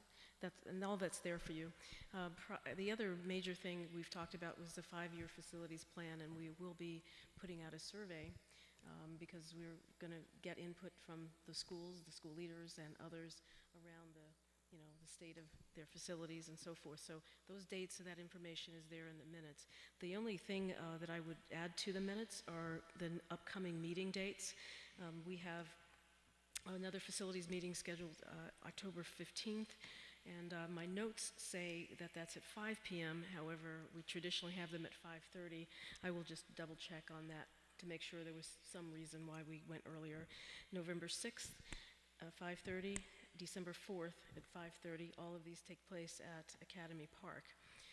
And we will continue to cover a great deal of the work, particularly around the high school and the middle rebuild, and also the middle school reconfigurations. Thank you. Does anybody have any questions or thoughts they want to clarify about Facilities Committee? I do, actually. Oh, Ms. Lang. You said the buildings are going to give could you clarify on that? Staff, Mr. Hogan, right now is he's reviewing basically he's talking to the school principals. I think Mr. Peckham is with him in doing that, and they're obtaining information about the facilities there. We're going to be putting out a draft survey, and I want to say that's close to November 6th. I'm sorry, that is not right. Something's wrong about this second draft. Anyway, the basic idea here is that for the facilities plan, we're collecting information. And there's a process to that, and that's first involving Mr. Peckham and Mr. Hogan speaking with the principals. But there is going to be a public survey piece Yes. of it. Yeah. Public survey. Yeah, the dates aren't, as I'm reading it, don't kind of make sense, so I just want to go back and double check. So I think the deadline would have been, I think that's the deadline, November 4th, because I think it's due for BOE presentation on December 20th. So are you looking, so if I'm looking at the notes, here's the timeline. He says, complete first draft of the plan. Okay, this is the plan. Second, that's October 15th. Second draft with the facilities on November 6th. Survey to be issued by the first week in October. So to be incorporated in the second draft. Okay, so can you follow that? I'm sorry. Okay. We should be getting a survey Yeah. at some point, and then Yeah. principals. Yep, got it. Yeah. I don't think I've been through this process before, so. Well, It's I not haven't only either. Yeah, I'm sorry. it's not only is it that we only do it every 5 years, so it's not something that's fresh in people's recent memories, but the introduction of a public survey piece is a new piece for us. Again, trying constantly to increase the level of ownership that our residents and our parents and families have in what's happening and their participation in the process. So that's another big step forward. No, I'm, again, not to belabor this, I think there's always been a component of this because I think it's required to have public input. How they've done it might have been different. Right, but the survey itself is the new piece. Okay. And does the Government Relations Committee have a report? We had Ms. Lang? we had our first meeting in, I don't know, a couple of weeks ago. And Ms. Adams did join us, so thank you for that. That's the first time I've had the superintendent at one of my meetings. We went over our priority legislation, and this is year 3. And I always, try to say that it takes about 5 years to implement because you bring an idea, they talk about it, they forget it, you bring an idea again, they remember, then they start talking about it. And by the 3rd year, you should hear other people talking about it, and hopefully then we get to where we want to be. So we are again talking about increasing our pre-kindergarten per pupil funding. We, as everyone knows, are still being funded at the revenue stream where we locked in 10 years ago, and we really need to increase that as our costs go up and we expand the program. Community school funding, that's a new funding stream in the last year, but it's been very successful. So we are catapulting from our success of our programs to make sure that now that we can use the data to say that our schools really are benefiting from this money and letting them know the success of how we are utilizing our community partners in Albany. Support for E&L programs also, this is a big win for us, especially with the International Center. We are going to say thank you for the money and make sure that they have all of the updated information about the success of our students, especially with the graduation rate and how well investing in our E&L population is. We're going to talk about STEM. That was something that Ms. Adams brought to us last year that she really wanted to incorporate for funding and also grow on the success that we're having with Flying Classroom and also making sure that our children want to come to school and learn, and there's no better way than hands-on. Full foundation aid, we are still pushing for that. Every year we have been able to get some increased money with our legislators behind us, and we're looking for incremental continuation until we get the 100%. APPR, Laura Franz has stated that she is going to participate in the meetings with us this year. That's also a big success for us. So she's going to get us more information on where they are in APPR. And also transportation is a new one for us this year. Not only have we been talking about the 1.5 mileage, but also the safety zones, since those are all state mandated. How can we bring this for our students? We know that this is academics, we know that this is community schools, we know that we need attendance, and it also is part of one of our metrics in our rubrics, so there should be money associated with that. I have already emailed last week the schedules, they're in the process. I spoke with Kimberly on Wednesday. She's trying to get everybody around, and hopefully we'll have the date of October 22nd and 24th. Those were the dates that I put in the email. Once we get that solidified, we will meet with our state and assembly members, hopefully that same day since we're in the Capitol. One of the new things,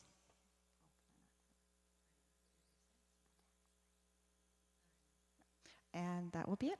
So thank you. Any questions for Ms. Lang and the Government Relations Committee? Thank you all.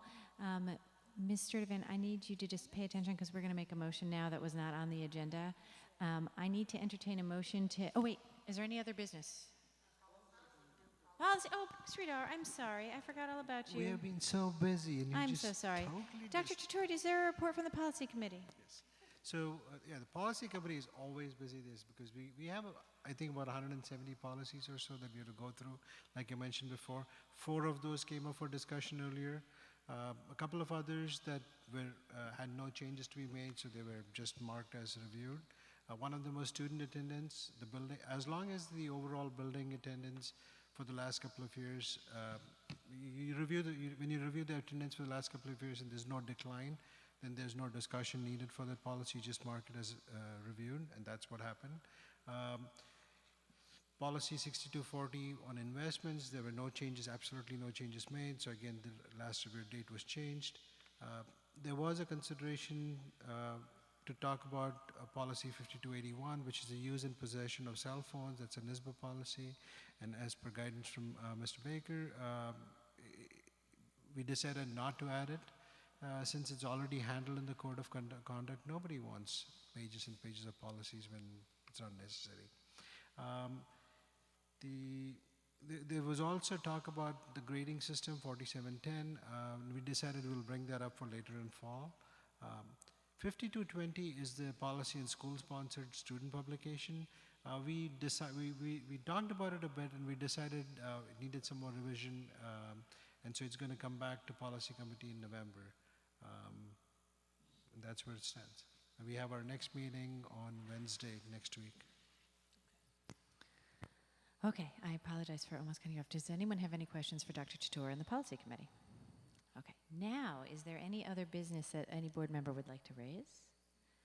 Okay, then now I'm going to entertain a motion to enter executive session of the board for the purpose of discussing personnel matters, including the employment history or matters leading to the appointment of a particular person, discipline of a specific student, and a matter that will imperil the public safety if disclosed. May I have a motion? Ms. Smith, do I have a second?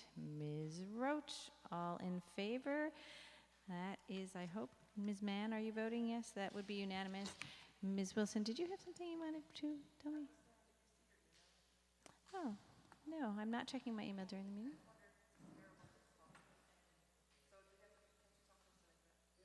Oh, yes, absolutely. Okay, terrific. So I wanted to let the lovely lady in the back know that we will not be coming back to public session. We'll be adjourning from exec, so there will be no further public meeting tonight.